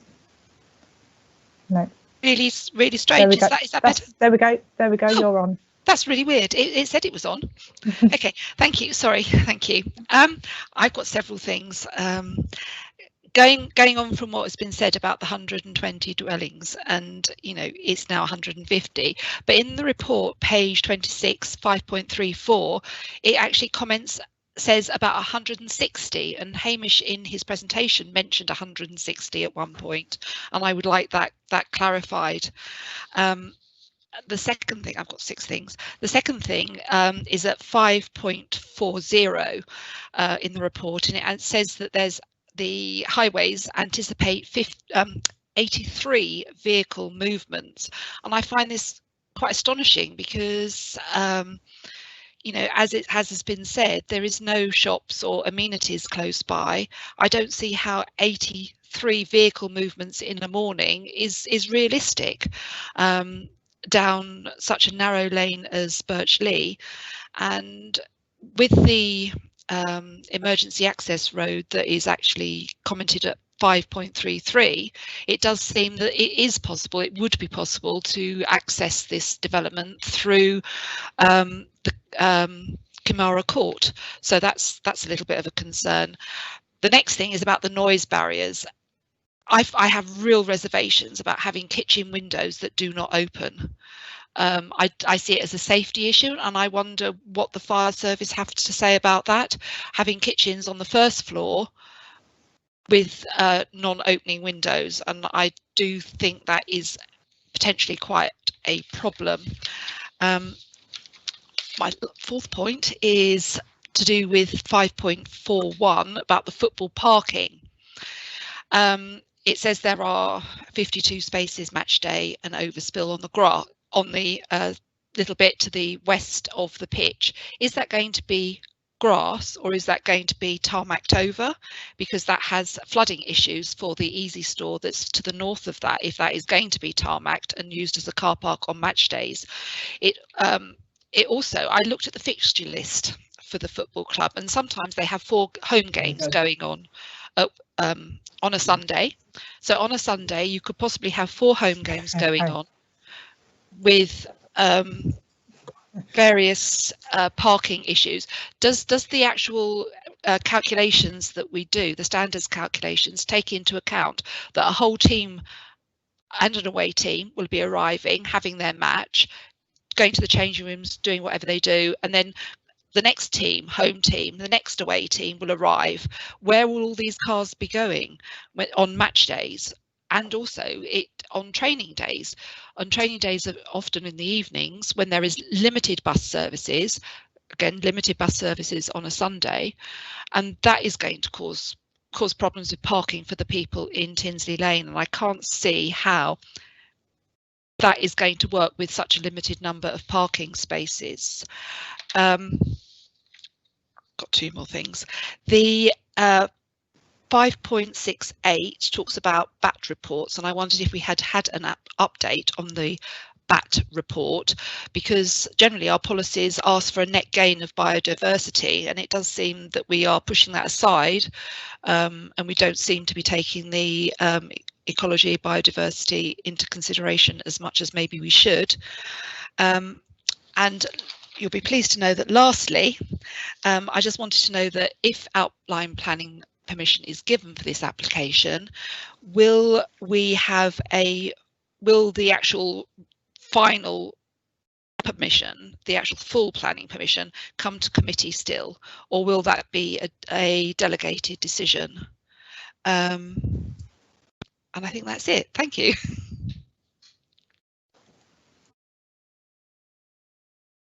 Councillor Peter Smith.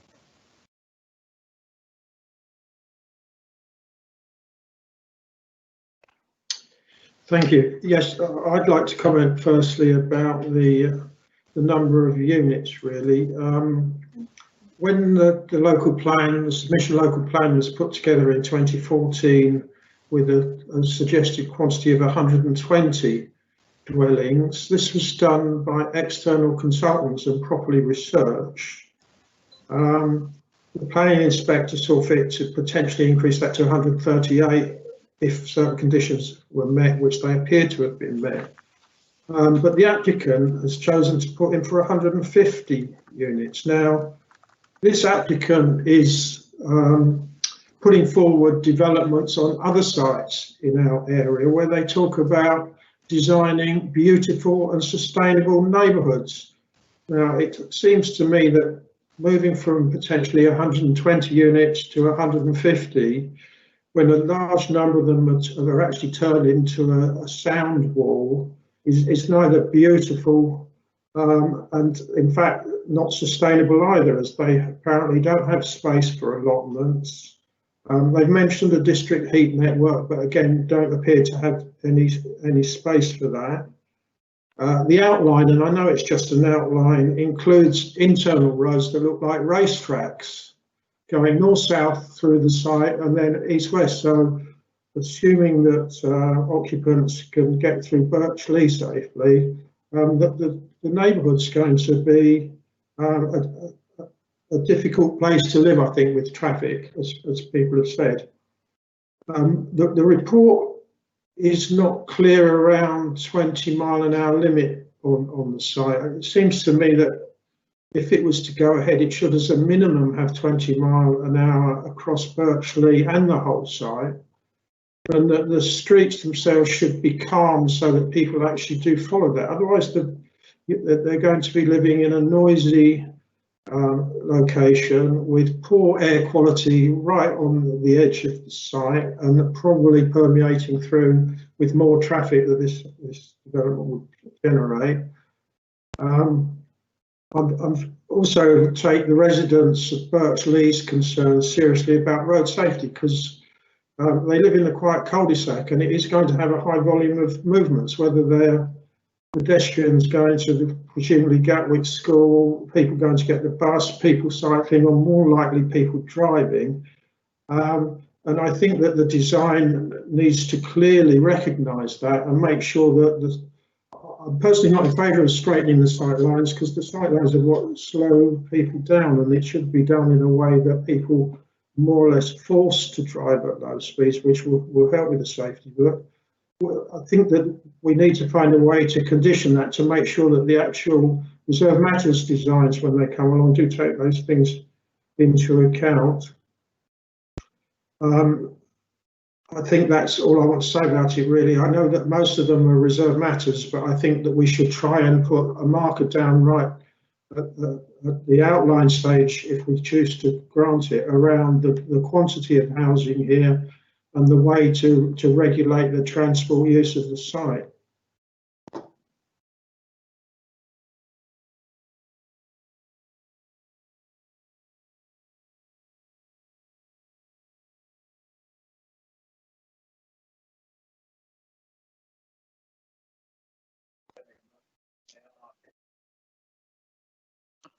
Councillor Irvine. Oh, thank you. I wonder what happened there. First of all, on the face of it, I mean, ideally, I'd like to support this proposal, because we do need more housing in Crawley. And this is, I believe, you'd probably call it a brownfield site. So we're not encroaching on any green areas. And the football club will get a nice new football ground out of it. We all say we need more housing. First of all, I completely agree with what Councillor Jaggard has said about the non-opening kitchen windows. It seems to me that by providing homes where windows don't open, you're kind of taking away the right of the resident to open their window if they want to, in favour of a potential claim against a distant business. And I understand the concerns of the aggregates yard, but I think that's very questionable. But the thing that really makes me want to vote against this proposal is the idea of opening up Birchley Close, because there you have a small cul-de-sac, very peaceful, I'm sure, and then to suddenly say to residents that your road is going to be made into a through road with everything that goes with that, which is not just traffic movements at peak times. You know, we see more and more people having online deliveries now, so there'll probably be more vans going up and down there and all the rest of it. It's not just about road safety either. It's about the quality of life there. And I think Mr. Walk did make a very important point about separating out the highways aspects of it, which would be acceptable to the Highways Authority, and the fact that, you know, opening it up as a through road would affect the quality of life of those residents. And I really do think that the applicant could, if they wanted, come up with a much better proposal for access to this site, even though I appreciate that this site is accessed. For example, they say that the accessing it through Forge would require Network Rail permission. Well, okay, try and get it, and it will cost £6 to £8 million. But that's just like a figure plucked out of the air. I mean, without any detailed study, how do you know it's going to cost that much? So I'm sorry on that basis. And I would like to ask a question, which is that when the planning inspector considered the design brief all those years ago, was he then aware that there was proposed that there would be an access through Birchley Close? So on that basis of the access, I don't think I'll be supporting this. Thank you. Councillor Mughali. Thank you. Similar to the speakers before me, it's about the number of dwellings, why it's gone up from 120 to 150 or 160. But more importantly for me is the access through Birchley. The report says that if they did an access via Crawley Avenue, it would cost them a house or two or dwelling or two. You know, but you know, I'd rather it cost them a dwelling that doesn't exist yet, rather than upsetting, you know, residents on Birchley. So, you know, they need to reconsider that as well. Thank you. Councillor Ashcroft.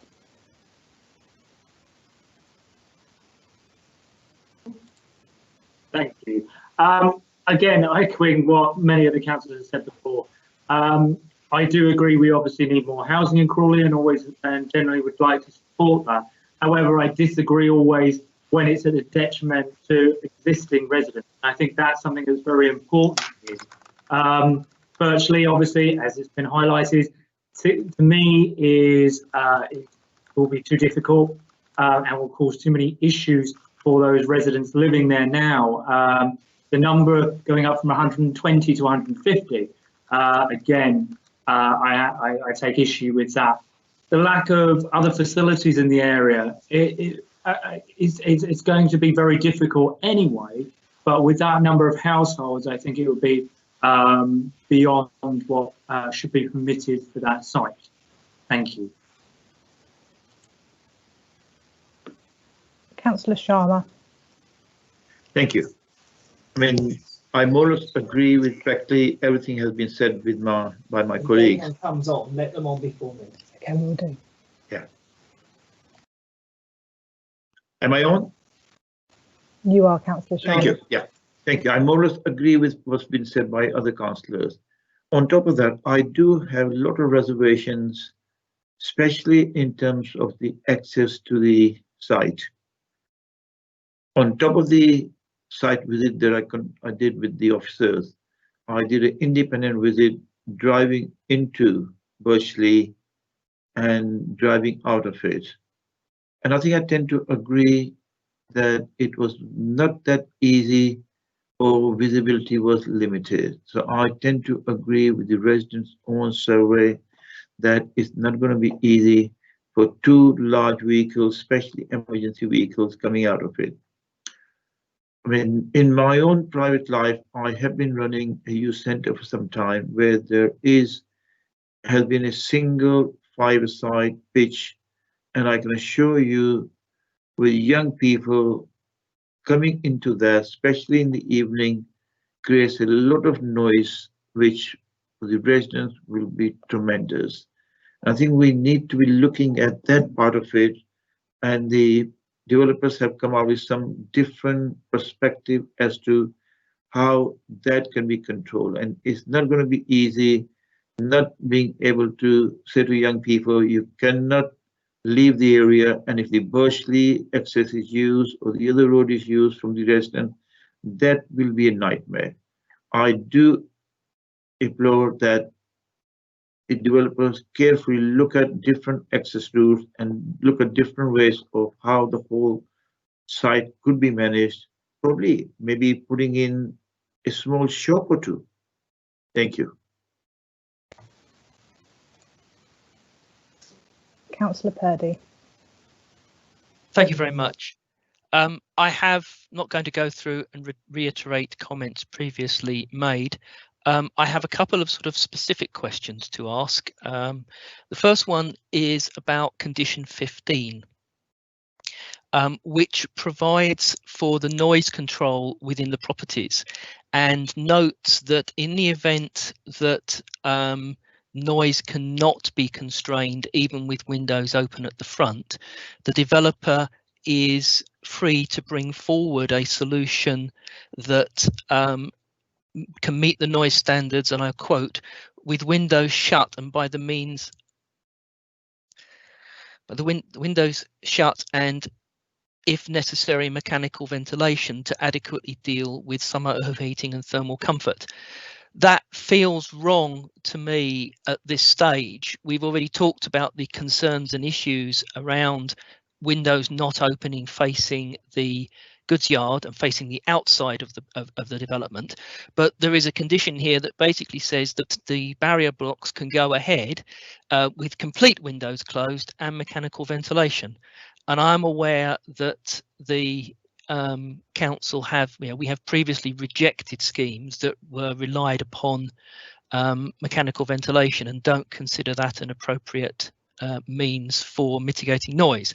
Now, I'll accept that they may well have been in areas that were considerably noisier than this.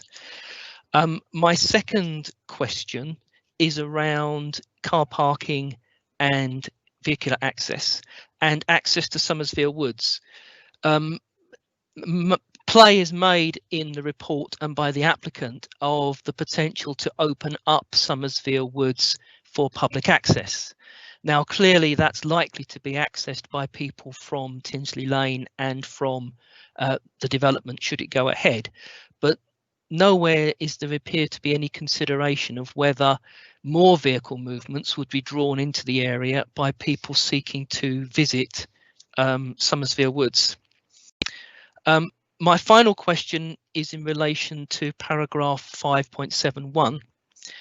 Which quotes, the illustrative master plan shows amenity space and a children's play area.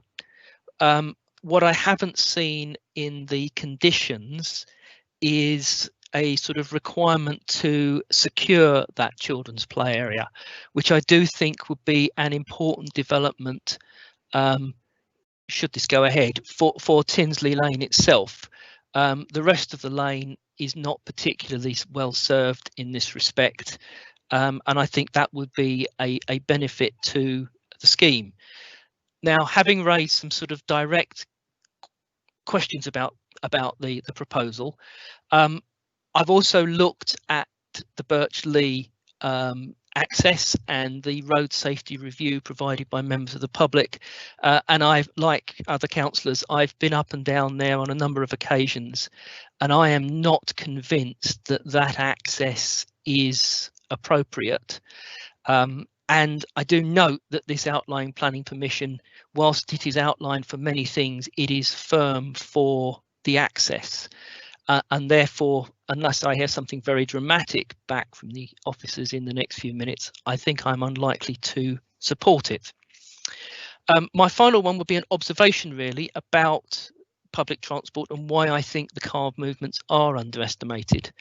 I appreciate I am not an expert and therefore this doesn't count as an official policy piece of work done by Highways, but I looked at the National Transportation Study, National Transportation Survey, which showed that outside London, bus stops on average are about 600 metres away from, most people will walk about 600 metres to get to a bus stop. If I look at the design and layout of the roads, then the bus stops are between 600 and 800 metres away from the ends of the development when walking down to Gatwick Road, which would put residents percentile for walk distances, and that I think would drive up the number of vehicle movements, and which is why I'm struggling to agree or believe, perhaps a better word, the sort of 83 movements at beginning and ends of the day. I appreciate there's some observations and comments in there as well as some questions. Thank you. Having eaten up the time, do there any other members wish to comment? In that case, go to Mr. Walk for response, please, and do, if necessary, bring in the other experts that we have with us. Thank you.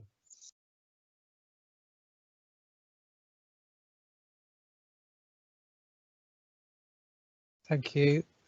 Yes, I will probably bring in Brian Cox from Environmental Health and Stephen G from the County Council Highways team. But if I could start by answering some of those questions. Several members raised queries about the number of units and why that's risen from 120 to 150. As is set out in the report and the development brief and was formed part of the local plan examination, there has been consideration of the feasibility of the number of units that could be accommodated on the site. The original local plan allocation was for 138 units. The local plan inspector took that down for the reasons I illustrated about particularly about probably the car park of the football facilities, but partly that some of the northern football facilities may have to spill over onto the central portion of the site, which, as is shown on the illustrative master plan, does not need to happen. So I think the applicant has addressed the hurdle that the local plan inspector set, that there is no need to use part of the central portion of the site for sports related facilities. But I think more importantly, two things to say. One is that the development brief itself is very clear that the housing numbers attributed to allocations in the local plan are indicative rather than definitive levels. So this is not an overall limit. It's not a ceiling on the amount of development that is proposed. It's an indication of the likely level of housing that could be accommodated. What the applicant has done is they have master planned it, which in a way that the development brief asks. Again, it specifically says the number of housing units feasible should be established via an informed master planned approach, which must ensure that the requirements of the allocation and any necessary mitigation measures are designed into the scheme alongside housing provision, open space, etc. So it does quite specifically allow the number to go up or to go down depending on what the master plan reveals. Now, the applicant has spent a lot of time considering the master plan, developing it and revising it since the application was originally submitted back in 2018, with the aim of demonstrating that it could accommodate 150 houses. And for the reasons set out in the report, officers think they have demonstrated that successfully to the extent required of an outline application. This is not a full application. And it might be that a developer, if they were to get the outline permission and take it on, would reduce the numbers because they might feel that made it a more appropriate development. What officers are saying is that for the purposes of an outline application, the illustrative master plan demonstrates that the number of units can be accommodated within the area proposed, while still meeting the garden and the internal space standard requirements of the council policy, and whilst also meeting the parking standards. So we are satisfied that the number of units is acceptable and is in accordance with the policy, which, as I say, is not a ceiling on development. It's an indicative number. Councillor Jaggard asked a specific question about the 160 units, which is in paragraph 5.34. The point that I was making there was that if the access road were to be permitted through Birch Lee, that access road, including the 10 houses in Birch Lee, would serve up to 160 houses. So that's why that figure is, it's the 150 houses within the development and the 10 existing houses within Birch Lee.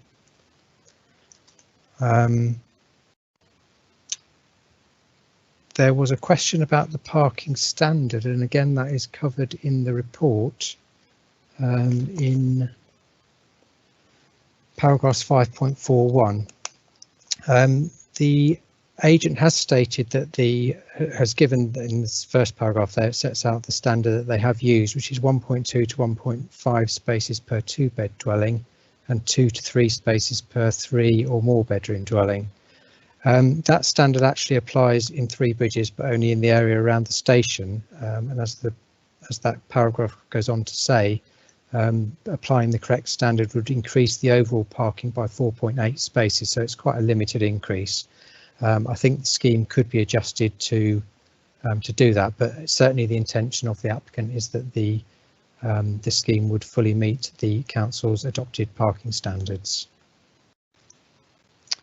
Councillor Jaggard also asked a question about the reserve matters. I can confirm that this is a major application, and the reserve matters application, when it comes in, would come back to planning committee.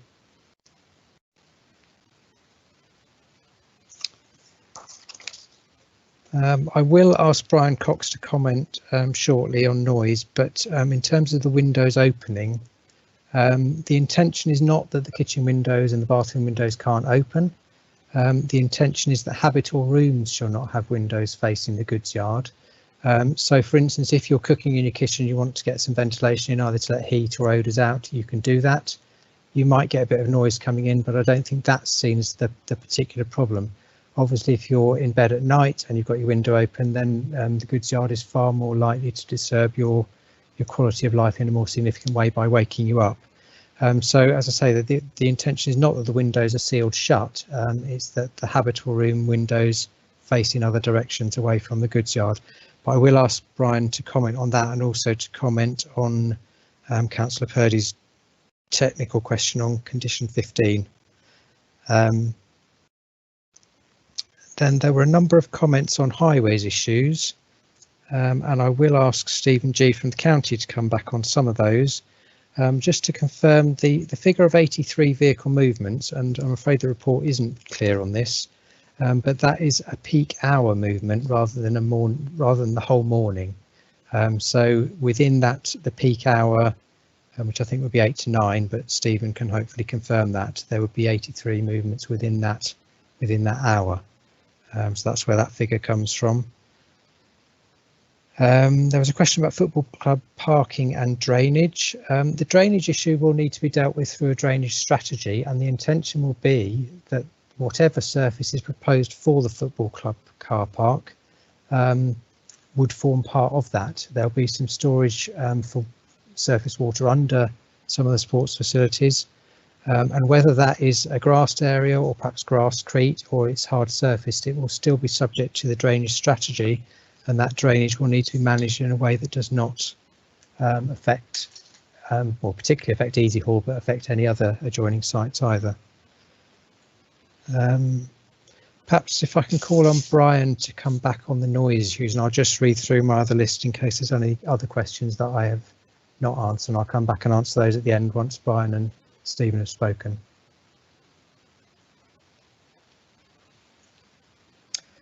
Okay, so yeah, there's 2 points. One was the unsealed windows. As Hamish said, the windows on the kitchen are not intended to be sealed because they are just for the kitchen, so the noise won't spread into the rest of the house. So that's not the intention. With regards to condition 15 and the ventilation issue,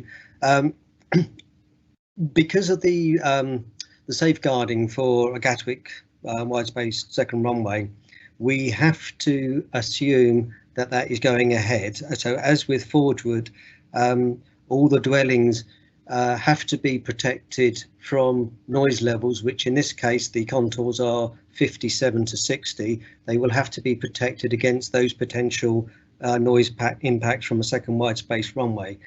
An opened window only allows 15 decibels attenuation. So if the external level is at 60, the internal level is going to be at 45, and the British standard for a comfortable acoustic environment is 35 day and 30 at night. So that's why we have the residents will have the option. They can have the windows open if they're quite happy to have the noise, but if they would like the peace and quiet because they want to either sleep or they need to do something which requires concentration, and then they have the ability to close the window, and at the same time the ventilation will allow enough air in so that they can maintain a suitable thermal environment while they're doing whatever they're intending to do.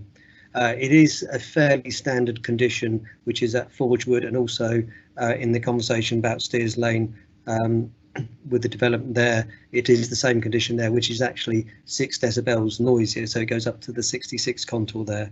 The same applies to road noise, where you try and design out as much noise as possible, but it isn't always feasible to design out all noise in these locations. I think that's it. Thank you. Could I please ask Stephen G to turn on his camera? Thank you. Just going to send you live.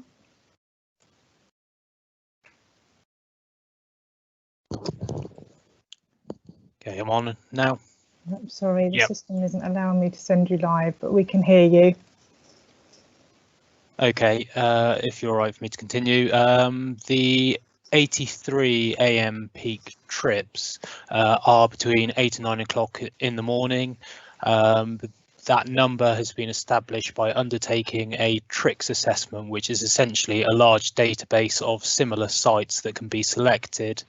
And they've had traffic surveys undertaken on them, and then the developer puts within the transport assessment for this application the information that they've extrapolated from that. The number at 83 provides quite a robust scenario. It's higher than a number of other sites within Crawley and reflects the local geography of the sites.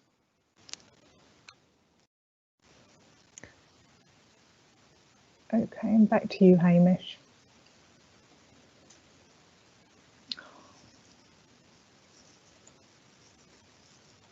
Thank you. Yes, I've got a couple more points that I needed to pick up.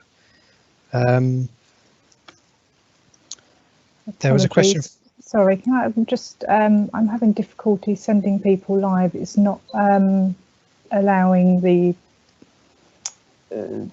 visual to go live, but we can still hear you. So carry on. Sorry, Hamish. Okay. Yes, Councillor Purdy asked a question about the open space and play area provision and whether there was a condition on that. There's not a condition, but actually it forms part of the proposed section 106 agreement. So on page 33, the recommendation is permit subject to 106 to include, and the 5th bullet point is the provision and ongoing maintenance of open space and a play area within the development.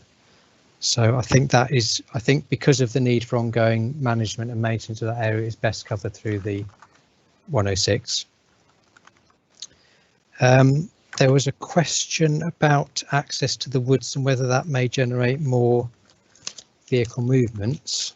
I might ask Stephen to come back on that, but just to firstly highlight the parking standards as they apply to the sports pitches.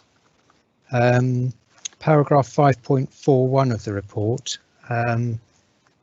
which states that the proposal is for a regular car park of 52 spaces, and then the additional area, which I think Councillor Jaggard referred to, that may be grass, may be surface, we don't know, but would accommodate another 40 or 50 spaces. Now that is, using our parking standards, the requirement would be for 37 spaces for the provision that's proposed. So it's well, quite a way in excess of that figure, and I think that's beneficial because it would allow, if there were visitors, say to Somersville Woods, would allow some parking for those, but I think it would also allow some capacity for the kind of overlap between one set of one match finishing and perhaps the players taking some time to leave and the arrival of another group of players for a subsequent match. So I think there's some flexibility within the proposed parking arrangements. There was a question about the BAT report. I think the site will need further ecological evaluation even if outline permission is granted. Obviously, dealing with any reserve matters application is going to take some time. It could be at least kind of 2 years before anything really progresses on the site.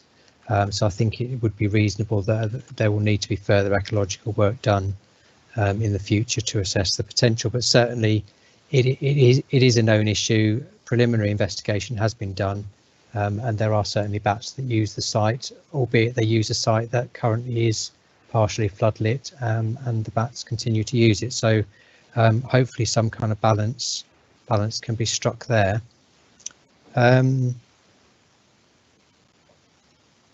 I think that covers everything. Sorry, there was one other point, which was about the change to Birch Lee in terms of traffic movements. The report does highlight that Birch Lee would, in terms of residential environment, would notice a significant change because it would become an access to 150 houses. And that is a material consideration. You do need to consider it. But as I said in the presentation, the Highway Authority consider the access to be safe. And I think I would say in terms of residential access, whilst it would be a very significant change for the 10 families living in Birch Lee, there are plenty of examples of houses, streets such as Tinsley Lane, where far in excess of 150 houses have traffic movements along a road. So I think, yes, you're quite right, there would be a significant change in their environment, but the question is that such an unacceptable change and perhaps so different to anything else that it is unacceptable? That's the issue for you, I think. And I think finally what I would just reiterate is that this is an allocated site. You do need to pay very careful attention to the local plan policy and to the development brief and to what they both say in terms of this site being allocated for sporting and for residential development. I just asked Stephen whether he wanted to come back on any of the other highways issues. One of them was the 20-mile-an-hour limit. Now, I would take the view that that's outside planning control and would be a matter to be considered by the Highway Authority later. And whether there's any related traffic calming within Birch Lee. Obviously there is a traffic calming scheme proposed within Tinsley Lane, but not specifically for Birch Lee. And I'm also not sure that he addressed the question that was raised about the access route through Kenmara Court, and whether, I think the implication was whether there was any potential for additional use of that, but that certainly isn't what's shown in the application.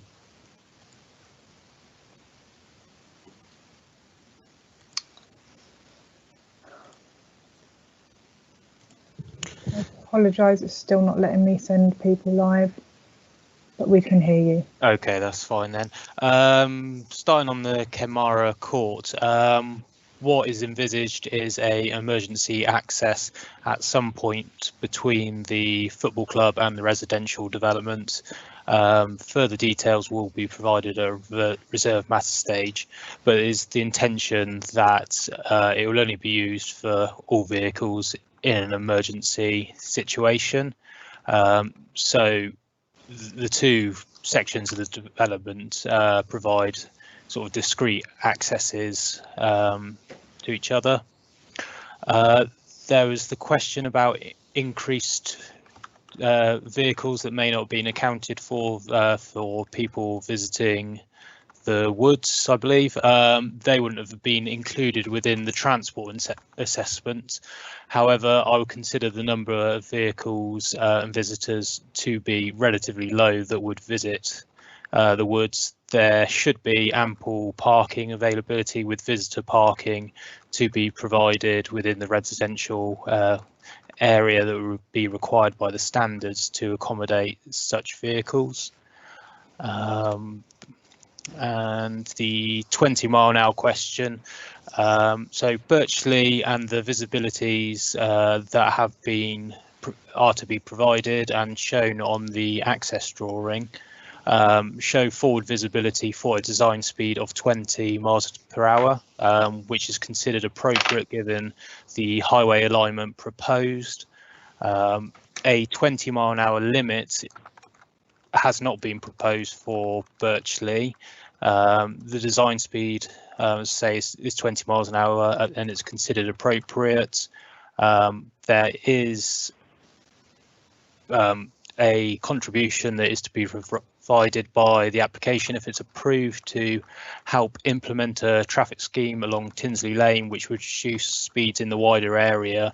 And yeah, that's considered appropriate to mitigate the impacts of development and respond to the community requests that was provided within the initial consultation that Tinsley Lane should be traffic harmed. Hamish, if you could let me know if that covers the questions. Yeah, I think that covers everything that was asked, but I think generally I'd just ask members if you think that we haven't covered, any of us haven't covered anything, can you just remind us, because they're probably just lost in the notes that I was trying to take.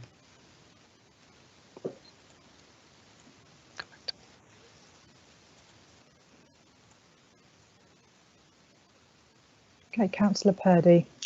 Thank you very much, Mr. Walk. Yes, a lot of questions and obviously a long reply. Therefore, if councillors would like to speak further, would you please turn your camera on? Thank you.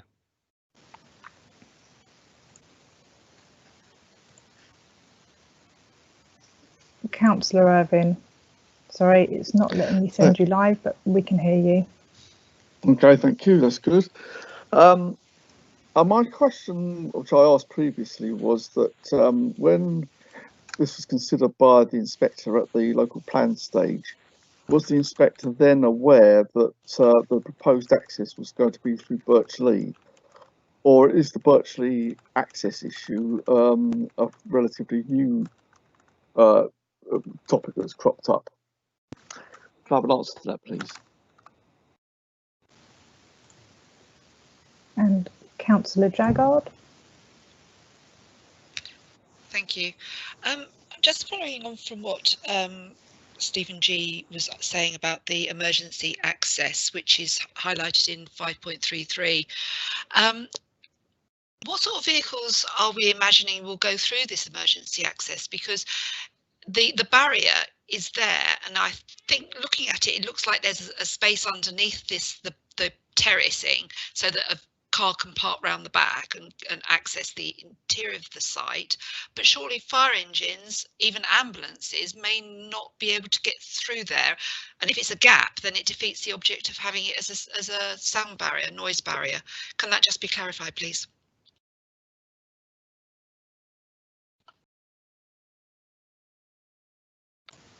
Councillor Belbin. Well, if you could just turn your microphone on, please. Oh. Sorry, keep doing that.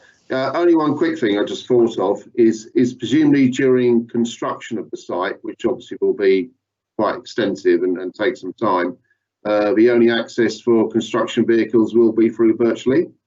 Thank you.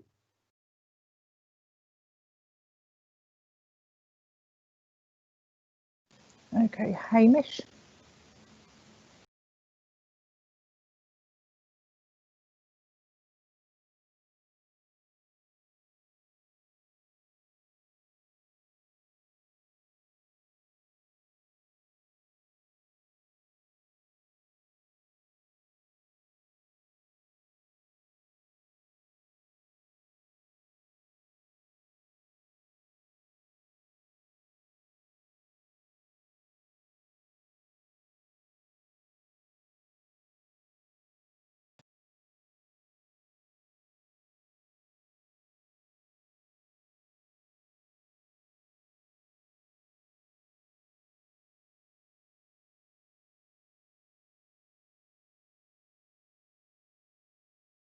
Kenmara Court, subject to design improvements. So certainly at the time the development brief was written in April 2017, I think the anticipation was that Birchley would provide one of the accesses to the site. That certainly was the case at the exhibition that the developers ran in the football club. So that certainly has been the proposal going back some time. As part of the planning the current application, the developers did review all the potential accesses from the 5 residential cul-de-sacs along Tinsley Lane, and as I said in the presentation, 3 of those would involve demolition of existing houses, obviously with those houses first having been purchased from their current occupiers. 3 of them would involve access through either the goods yard or the Easy Haul site, which would also be very difficult. It would introduce traffic through a commercial area. I think it would be likely to prejudice the operations of both those businesses, and it wasn't really seen as a feasible option. Councillor Magualo had raised the question of the Crawley Avenue access, and that again has been considered. But what you would have to have is a left turn access into the site so you'd have to be heading out of Crawley to turn left into the site. The road would then have to deal with the change in levels and cut through the tree belt, and you would inevitably involve the loss of some of the houses. I don't know how many because I haven't seen a plan showing that access, but I suspect you would probably lose a minimum of 10 houses, I would have thought. I think the other thing to consider is then coming back out of the development, you would then have to also turn left onto Crawley Avenue, go up to the roundabout on the M23, and if you wanted to go into, say, Crawley Town Centre, you then have to go right round the roundabout and come back down Crawley Avenue. So whilst it may be seen as preferable in terms of not involving the use of Birch Lee, I think it would be a very difficult access to achieve, and I certainly don't think it would be particularly favourable in highways terms or in terms of use by residents of the future development. And then the final access was across the railway. Now that would involve cutting through Somersvere Woods. It would involve Network Rail approval. It would be very expensive. I mean, you'd be talking about a new bridge over the railway line, and I'm sure you'd need to purchase some land on the Forge Wood side of the development as well. So I think that is certainly it's considerably more expensive than Birchley or Kenmara Court. I think it's questionable whether it's really even feasible. I think it would be such a significant piece of infrastructure, would probably severely damage the ancient woodland, that I think it's very unlikely that it could be brought forward in that way. Perhaps, no, Jean says there's nothing in the full planning comments, so I'm afraid I can't go back any further to say whether the local planning inspector was aware of that access. I've got no reason to believe that he wasn't aware that those were the likely proposed accesses, but I can't confirm it. But perhaps if I could just ask Stephen to come back on the emergency access issue, and then Councillor Belbin's access comments as well.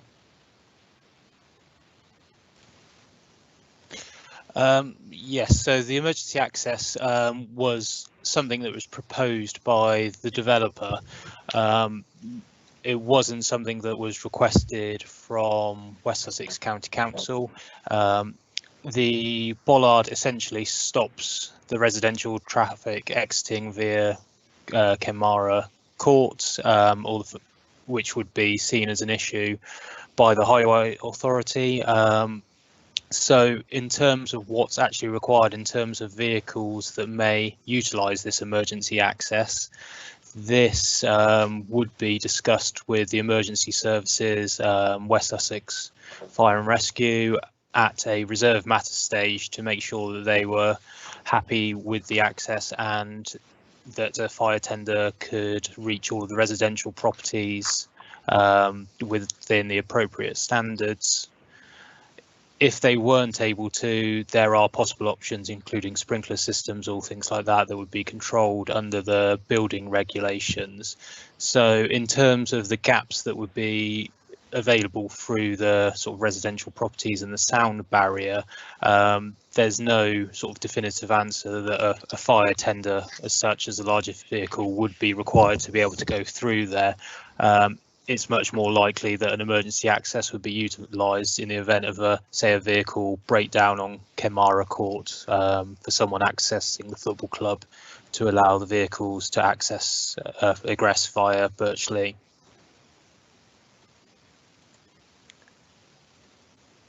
And if you're just able to remind me of the second question again, sorry, from Councillor Purdy, I believe. No, it was from me. Sorry, Stephen. Hi, Andrew Brelban. All it was just to clarify as regards construction vehicles for the site, they all have to go through Birchley and or Kenmara. Thank you. Yes, apologies. A construction management plan would be requested as a part of the application for the developer to set out how they would construct the site. I would envisage that they would probably use those two roads, and as such, one of the informatives that I have included in my planning response is a section 59 survey, which ensures that the contractor is responsible for any damage they do to the public highway and make sure that it is repaired. And all further details would be forthcoming via that construction management plan.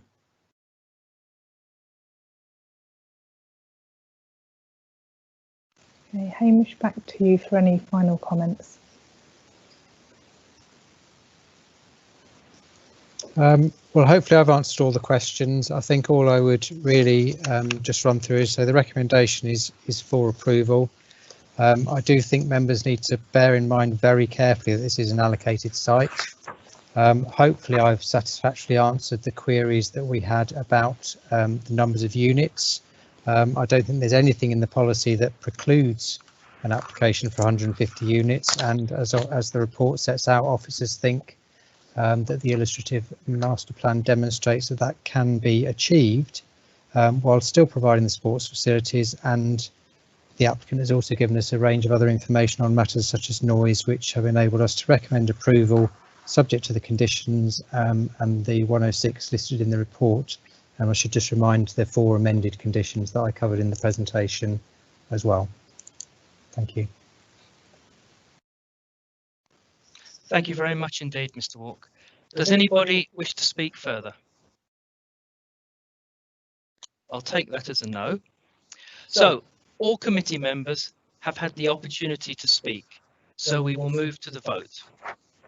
A recorded vote on the application will be taken by the Democratic Services Officer on my behalf.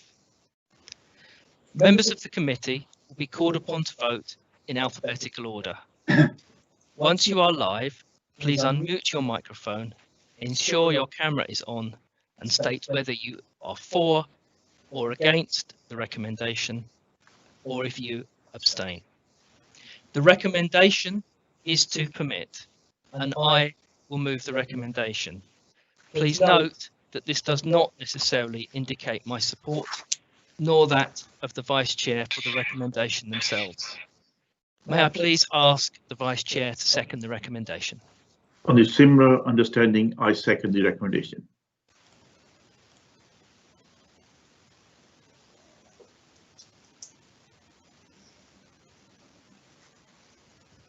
Okay, I will carry out the recorded vote. This is a recorded vote being taken on agenda item 5. Committee members are asked to vote for or against the recommendation before them, or by way of abstention. Please ensure your video feed is live before declaring your vote.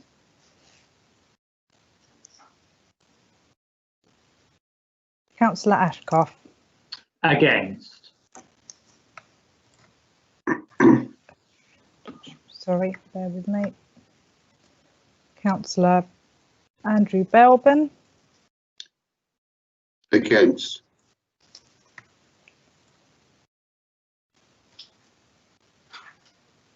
Councillor Irvine. Against. Councillor Jaggard. Against.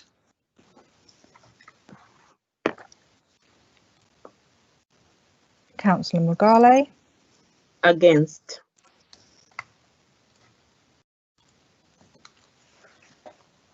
Councillor Pickett. Against. Councillor Purdy. Against. Councillor Varner, could I ask you to turn your camera on, please? I'm sorry, I can't really do my camera, so I just unmute my microphone and is this all right? Yep, that's fine, we can hear you. Could you declare your vote, please? Against. Sorry, it's against. Okay, and Councillor Sharma. Against.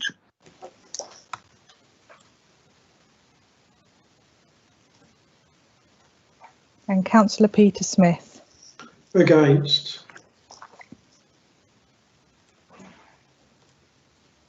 Okay, the vote has been taken with 10 votes against and 0 votes for and 0 abstentions.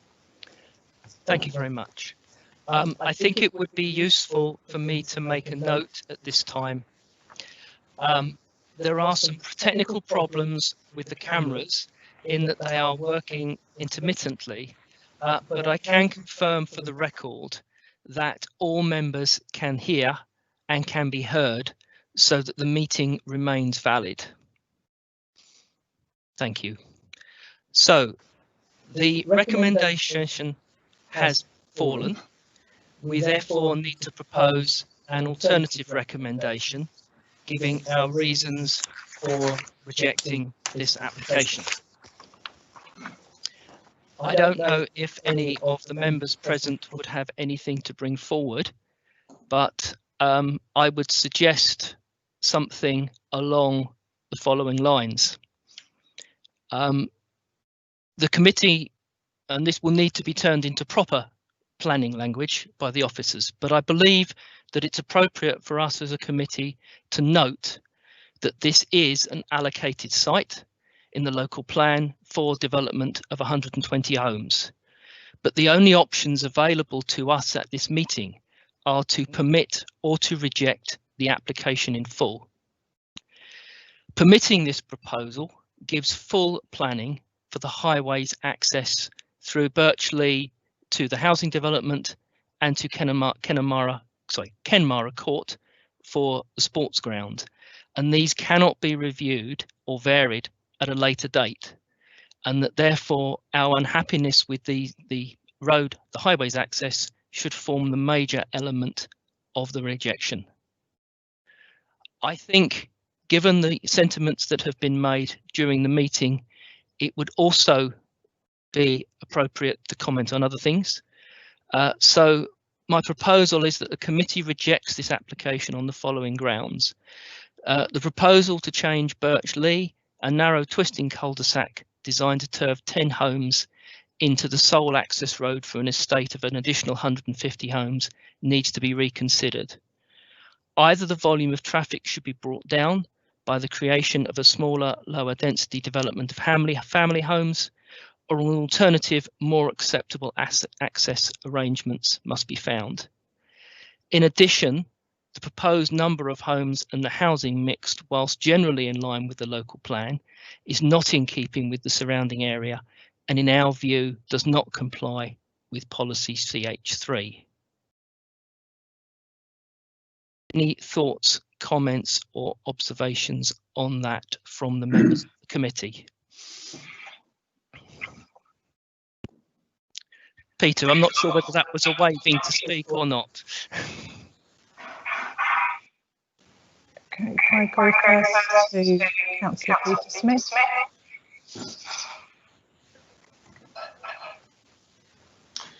Okay, I'm getting some horrible echoes over here. Can I be heard?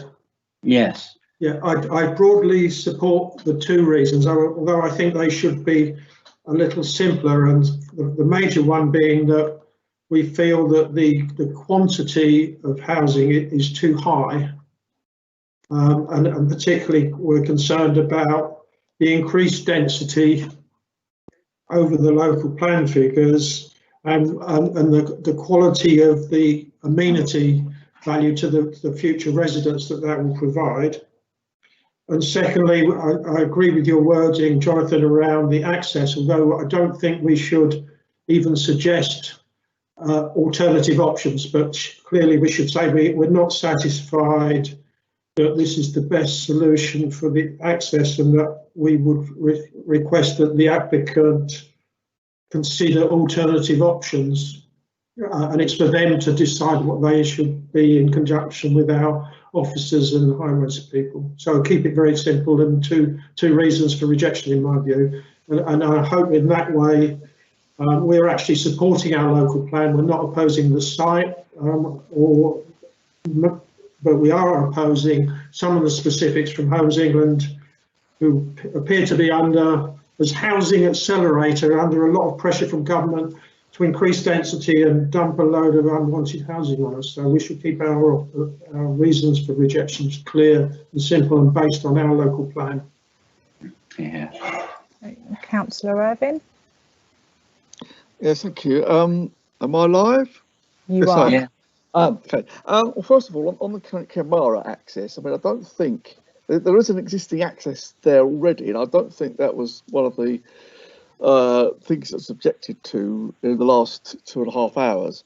Secondly, as Councillor Smith says, I think we ought to keep it simple, because if we say that you know, either the density is lowered to make virtually access acceptable, or virtually is not acceptable, I would take the view that virtually is not an acceptable access, because it would be to the detriment of the enjoyment and peace of the people who are living there already. And I think we ought to have something in there about that, about the detriment it would cause to the people who are already living in virtually.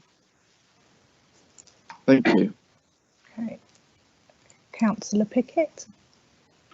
I'm sorry, I clicked that by mistake. I don't wish to say anything. Okay. Councillor Sharma. Yes, officially seconding the motion proposed by our chair, Councillor Purdy, and officially seconding it as the vice chair of this committee. Thank you. Thank you very much, Councillor Sharma. I think we are perhaps getting a little ahead of ourselves in that, having given our views as the committee, we need to give the officers a few minutes to draft some correct planning words around those views, so that we can have a formal recommendation to propose. What I'm therefore intending to do is to adjourn the meeting for 5 minutes to give the planning officers the opportunity to do that piece of work before they come back to us, if that's satisfactory to everyone.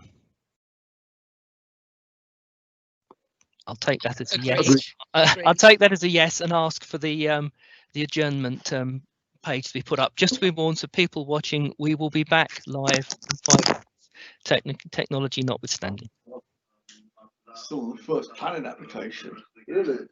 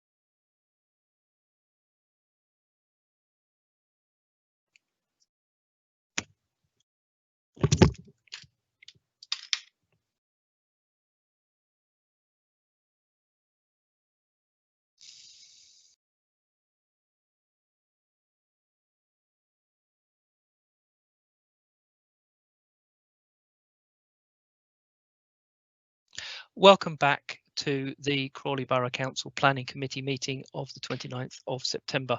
My apologies for a slightly longer adjournment than I had suggested. If I could please go to Mr. Walk, the Planning Officer. Thank you.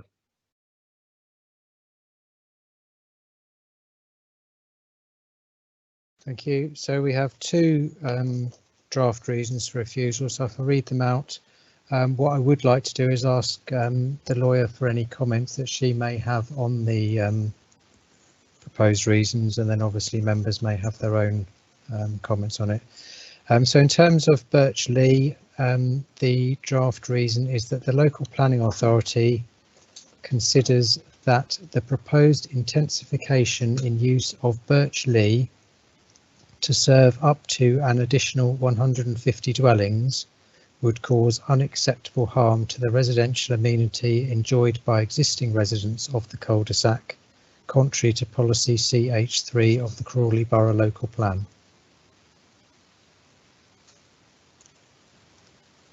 And then the other reason, which relates to density, would be that the proposed density of the development is out of character with the existing local housing in the area, and the local planning authority is not satisfied that the level of housing proposed would result in a good standard of residential amenity for future residents, contrary to policies CH3 and CH5 of the Crawley Borough Local Plan and the Urban Design Supplementary Planning document. Don't know whether you want, I read them fairly slowly, but if you want me to read them again, let me know.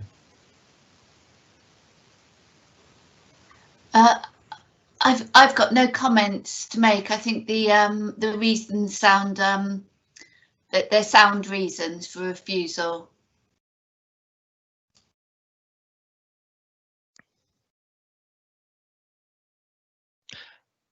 My thanks to both of you. The recommendation, therefore, before the committee is to reject the application subject to the two reasons just given verbally by the planning officer. I would like to move the recommendation to reject for the reasons noted. Thank you. Mr. Vice Chairman, would you please second that? I'd be happy to second that.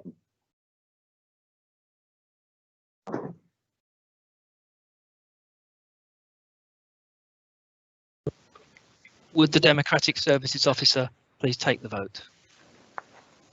Okay, so the recommendation now is to refuse. This is a recorded vote being taken on agenda item 5.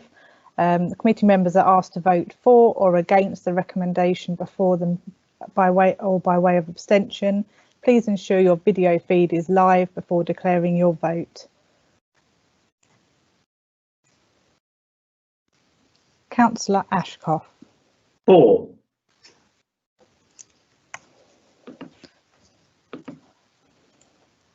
Sorry.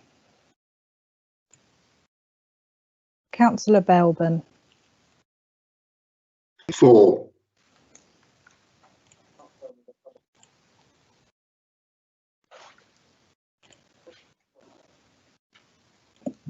Right, Councillor Irvine. For.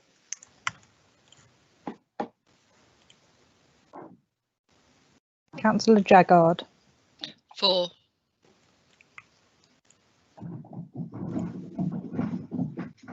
Councillor Mugale. For.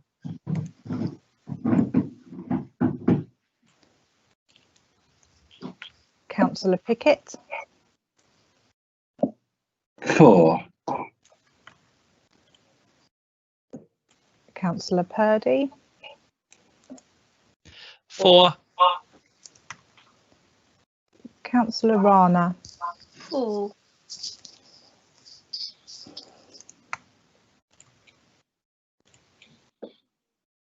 Councillor Sharma.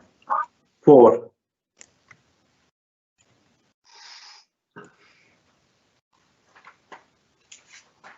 And Councillor Smith. For. Okay, the vote has been taken with 10 votes for and 0 votes against and 0 abstentions for the recommendation for refusal. Thank you. Application CR/2018/0544/out. Land east of Tinsley Lane, Three Bridges, Crawley, has been refused permission, subject to the 2 reasons noted earlier. Thank you. We will now turn our attention to agenda item 6, application CR/2020/0014/FUL, St Margaret's Church of England Church, Ifield Street, Ifield. Chair, may I come in for a second? Certainly. We have run out of time. We need to seek an extension before we can go to the next one.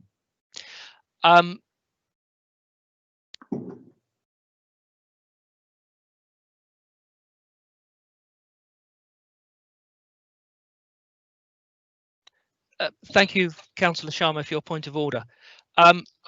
You are unfortunately incorrect. I'm advised by the officers that our time today runs until 11 o'clock, at which point we would need to take a vote as to whether we would continue until 11:30. So we have 34 minutes on this item before we move to a vote. But yes, I do take your point completely. We will need to do that should we run out of time. Thank you. Thank you for the correction.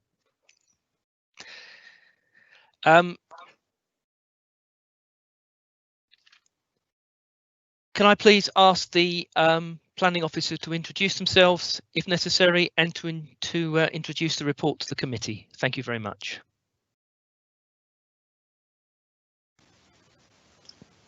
Thank you. It's me again, but hopefully it'll be a bit of a shorter presentation this time.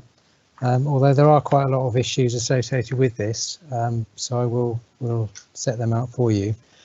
So this application relates to St Margaret's Church in Ifield. Hang on, I haven't shared my screen with you yet, so you can't see what I can see.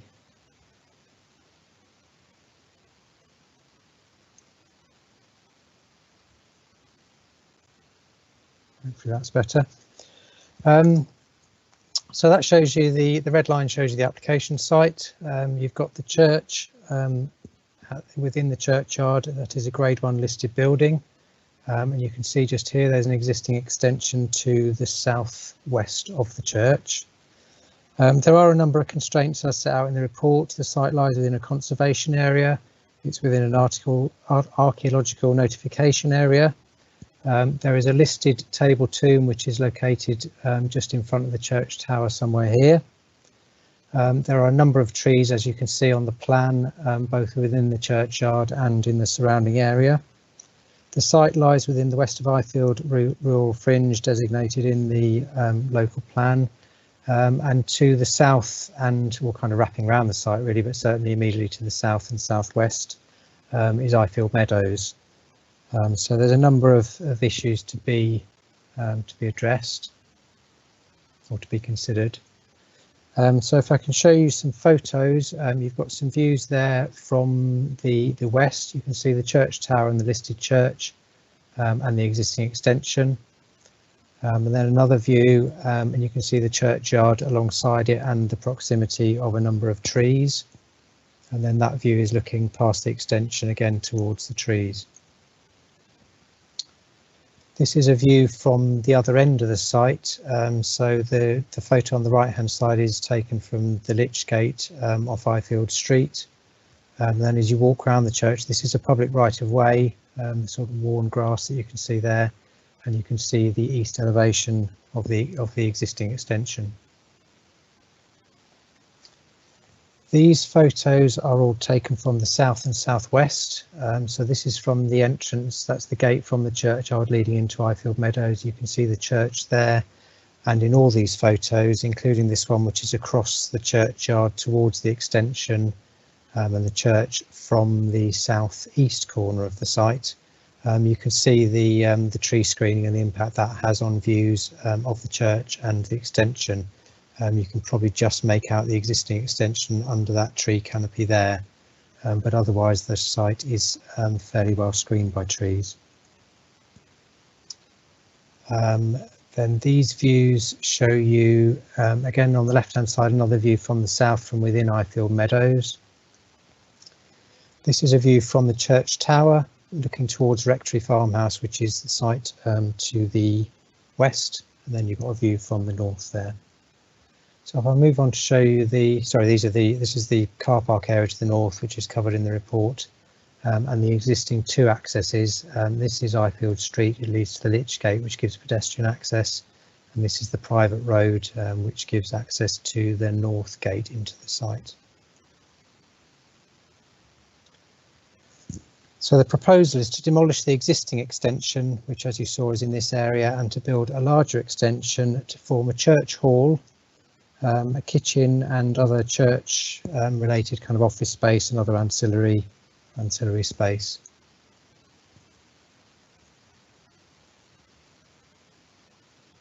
This is the proposed ground floor plan, so you can see the main hall here with a store area on its north side, kitchen area and toilet, staircase and offices on this side, and you can see the hallway and the lobby area leading through into the church, and basically that's in the point of the existing access from the existing extension into the church. The extension would have a first floor, so there'd be a choir, vestry and meeting room on the first floor with some storage areas, but there would be a void area over the main hall, so that it's a more limited first floor space. I'll show you some of the extensions. So that's the view from the west. You can see the full height here of 8.6 metres to the ridge, which is the part that would contain the hall.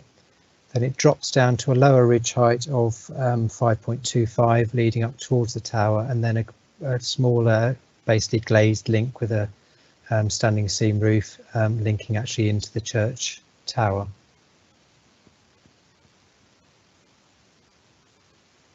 From the south, what you see is a very long roof slope, so that comes down to just above the ground floor door height for the hall. So they would be the south facing doors within the main hall, but actually extends even lower on the west side of the extension. So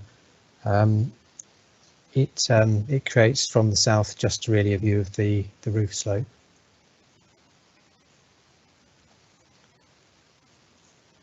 From the east, similar to the other end really, you see the steeply pitched roof, the windows with very vertical emphasis leading into the hall, and beyond that you can see the shallower pitched roof for the store, and then beyond that the glazed link into the church tower.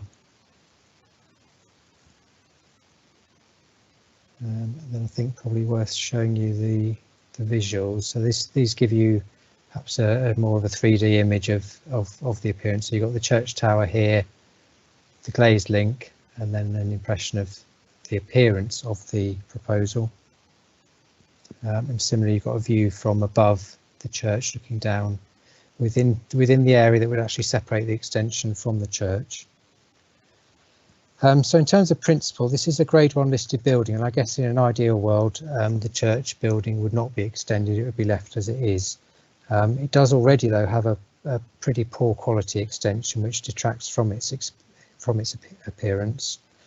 The church have had discussions with Historic England over a number of years with a view to trying to meet their needs for additional space. And we have got to a position now with the revisions to the extension. It's been refined over a number of years that Historic England no longer object to the application, and nor does the council's conservation consultant who comments on our listed building applications. There has been an amendment, or there have been a couple of amendments actually since the application was submitted. One was to remove a kind of awkward flat roofed area that would have been tucked in here where those two roof slopes are joined, and the other was to remove a patio area that would have been projected out beyond the south face of the building, beyond the hall doors. That was felt to be inappropriate within the churchyard and has been removed. But with those changes having happened, we now do have no objections from Historic England or our conservation consultant. In terms of the space requirements, the church have given us a statement of their needs. They suffer, as the report sets out, from overcrowding in use of the existing church, and really just a desire to provide better space for users of the church, and a hall that could be used for church purposes, Sunday school, those kinds of things, but also be used by the wider community. So officers accept the justification for the extension and welcome the fact that it doesn't now generate conservation objections. If I just go back to the location plan, Rectory Farmhouse is the nearest residential property. We have had some concerns expressed from those residents, particularly in terms of overlooking from the first floor windows that would be in this part of the building. As the report sets out, the farmhouse is some distance away, and as you saw from the photo, that boundary is very well screened as well. The distance of the window to window relationship is about 26 metres, which is in excess of our 21 metre distance, standard distance. And I think the tree screening would further preclude any possibility of there being overlooking. So in terms of residential amenity, we think the scheme is acceptable. There are access and parking issues. Now, the church currently has an agreement to use the parking areas which are up here, but they are shared parking areas. You've got the arts centre, which also uses them, and I understand the public house also uses them. So they are shared, but there is an agreement for the church to use them. They do contribute to their upkeep. And those two car parks accommodate 60 cars. While some concerns have been expressed about parking and access, the local highway authority does not object. And the required total parking within the car parks, the required parking under our standards would be 19 spaces. So although it's likely the hall would generate increased use of the church buildings, perhaps over longer hours and at different times of the day and across the week, I think in terms of the overall level of parking and the likelihood that most of those would be used by local people, the parking provision is considered to be satisfactory. Now, there are a number of trees that would be affected, which are the ones marked in blue in this group here. There's a hawthorn over here, and there's a yew tree in that area there. The yew is the most important one. That was ranked as a category B in the arboricultural assessment. The others were category C. I think their loss is certainly unfortunate, but there is limited scope within the churchyard to put an extension in anyway. I think this is probably the best place to try and site it in terms of minimising impact on trees. And I also think there'd be much more likely to be an objection to trying to site it to the north, where again you would have trees and impact on existing graves as well. So in tree terms, the church has agreed to provide 14 replacements. Now there would be some impact from the loss of the existing trees on views within the churchyard and from outside the site, but obviously the 14 trees could help to address that. So we think in that sense it is acceptable. There are ecology and sustainability issues that are addressed in the report. Bird and bat boxes would be provided, and we would require further details on sustainability. But overall, we are recommending approval, subject to the conditions set out in the report, and they do cover a number of not just the standard conditions, but a number of other technical issues, including a need for archaeological assessment before development proceeds. There are some existing graves and headstones both immediately to the east of the existing extension, and also some gravestones that form the floor within the extension, the existing floor. So details of how those would be dealt with and relocated, and some detailed design and listed building matters, including how the extension would be physically attached to the listed building, obviously the tree replacement issue and ecology and transport issues. But subject to those conditions, officers are recommending approval. Thank you.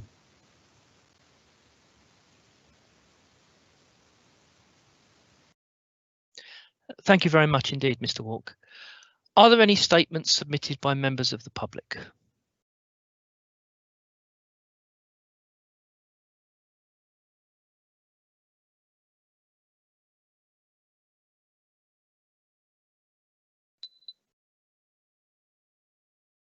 Thank you. We have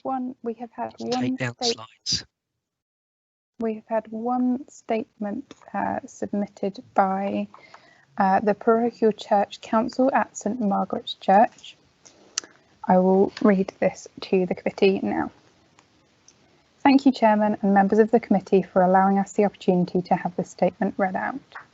Currently, to the southwest of the church, there is a single-storey extension that was built in the mid-1970s.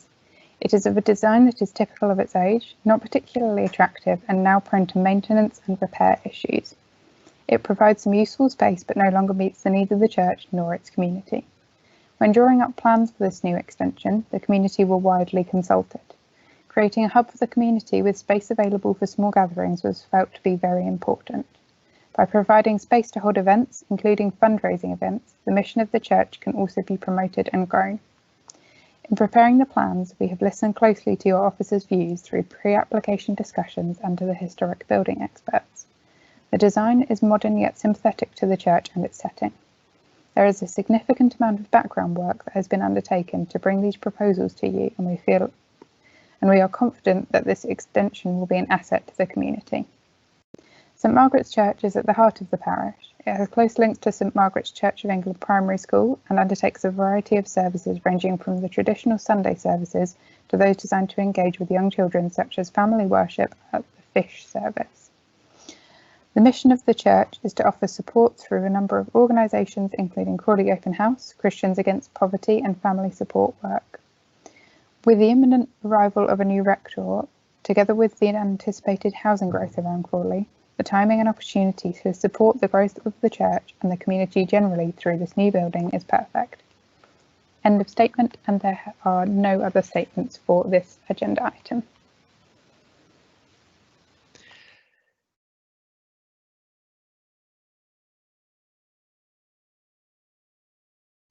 Thank you very much. We will now begin consideration of the application. I'm sure that everybody knows how that works. Please turn on your camera if you wish to speak.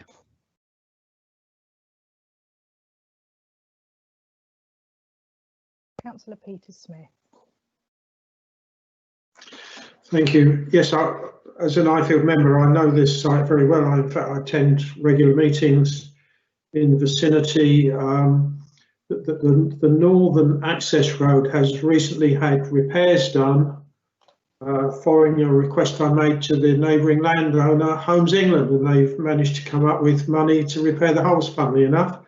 But in all seriousness, I think that the existing extension is massively ugly, quite frankly, and the new design in this application seems to be well thought out and attractive and will be appropriate in its setting. So I see no reason at all to reject the application. I will go with the officer recommendation to permit personally. Councillor Jaggard. Thank you. Yeah, I've got three little things. I think it is actually an attractive addition to the church, and it's far better than the one that's currently there. So in that respect, I do support it. But I do have a bit of concern about the graves that are going to be moved, because there did seem to be quite a large number of them. I didn't actually count them, but there were a lot of graves being moved.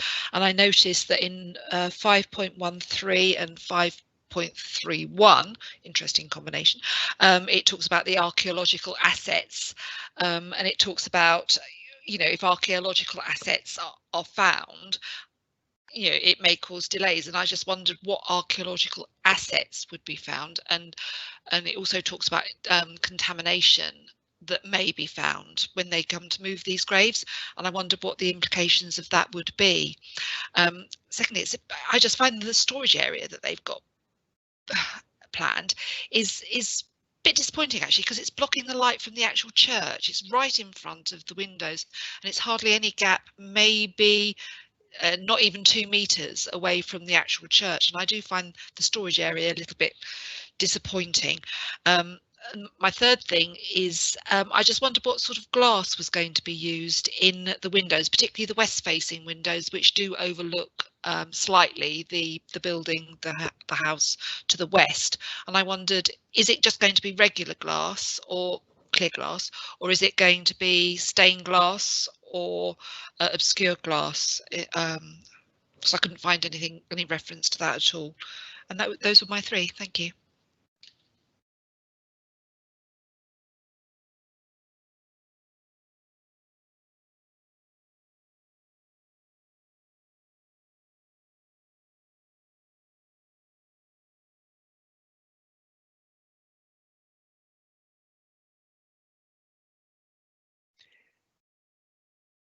Councillor Irvine.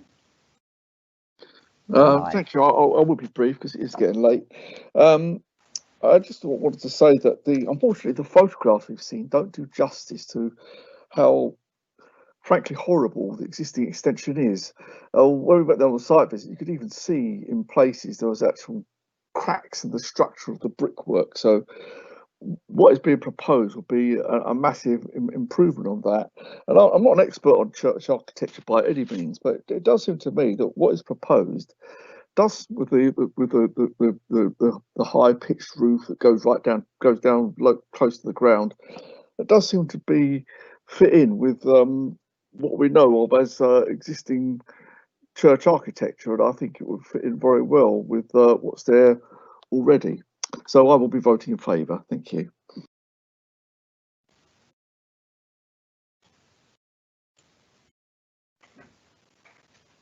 Councillor Purdy. Thank you very much indeed. Would the planning officer please care to respond to the questions?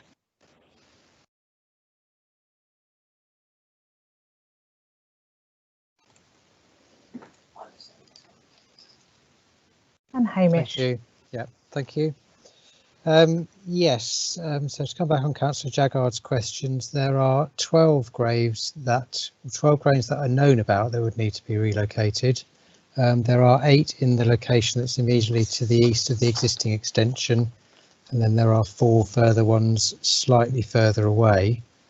Obviously there are separate procedures to deal with that, so the church will need to go through any other procedures themselves to move those graves. In terms of the sort of archaeological assets, that's not so much to do with the graves. It is the possibility that the church dates back to the 13th century, and well, part of it does, and there is a possibility that there may have been an earlier church on the site. Now, in all likelihood, that may well be under the 13th century part of the site, but it may not be. It may be somewhere else. So it's possible that with some excavation, something like an earlier either church structure or perhaps something that was previously formed part of the church is revealed, and that's why that needs to be done before development progresses.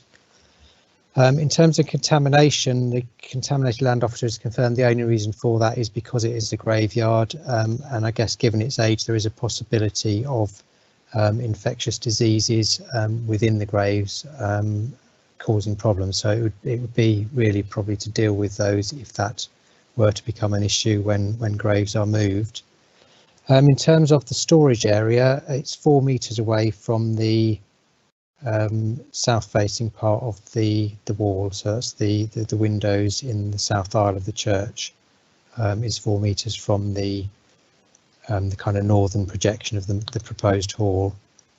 Then in terms of windows, well, we don't have clear details of the windows, but obviously materials including details of the windows and a lot of other details are going to need to be submitted if the application is approved through the conditions that are recommended.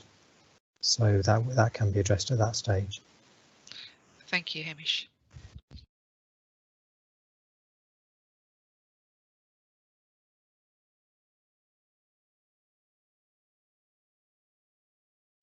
Thank you very much, Mr. Walk. Does anybody have any other comments or questions? since we're talking about a church, it's probably appropriate to say turn your camera on now or forever hold your peace. In that case, all committee members having had the opportunity to speak, we shall move to a vote. As always, a recorded vote on the application will be taken by the Democratic Services Officer. Members of the committee will be called to vote in alphabetical order. Once you're called, please unmute your microphone, ensure your camera is on, and state whether you are for or against the recommendation, or if you abstain. The recommendation is to permit, and I now move that recommendation. Please note, this does not necessarily indicate my support, nor that of the Vice Chair for the recommendations themselves. Mr. Vice Chair, can I please ask you to second the recommendation? I will second the recommendation.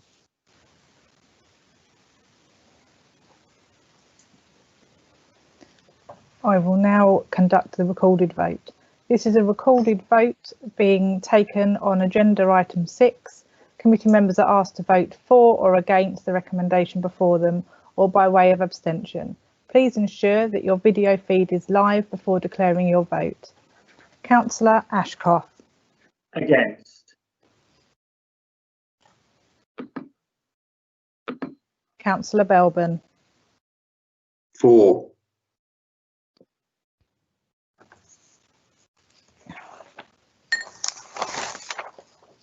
Sorry, bear with me one moment.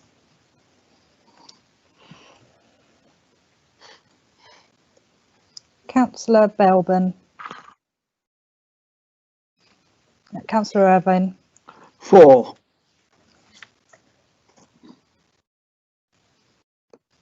Councillor Jaggard. For.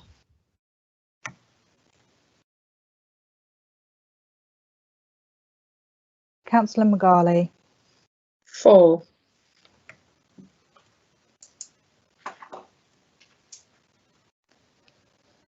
Councillor Pickett. For.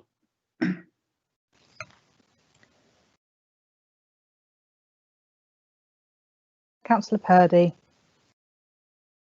For. Councillor Rana has left the feed and therefore is unable to vote. Councillor Sharma. For.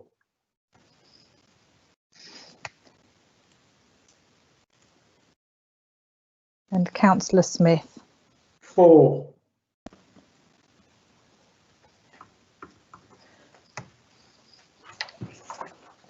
Okay, so the vote has been taken with 8 votes for and 1 vote against and 0 abstentions on the recommendation.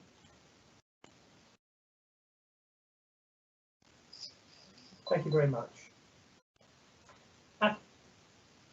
Application CR 2020/00144/FUL St Margaret's Church of England Church, Ifield Street, Ifield, Crawley, has been granted permission subject to the conditions and the informatives set out in report PES/355.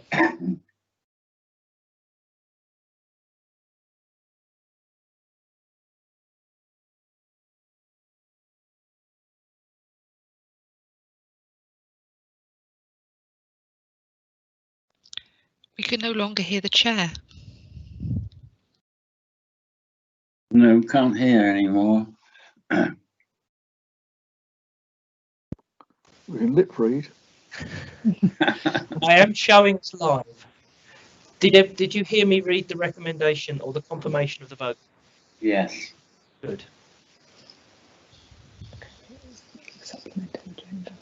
Okay, so we will now move on to the supplemental agenda, and I'm pleased to say that there are no supplemental items on the agenda this evening.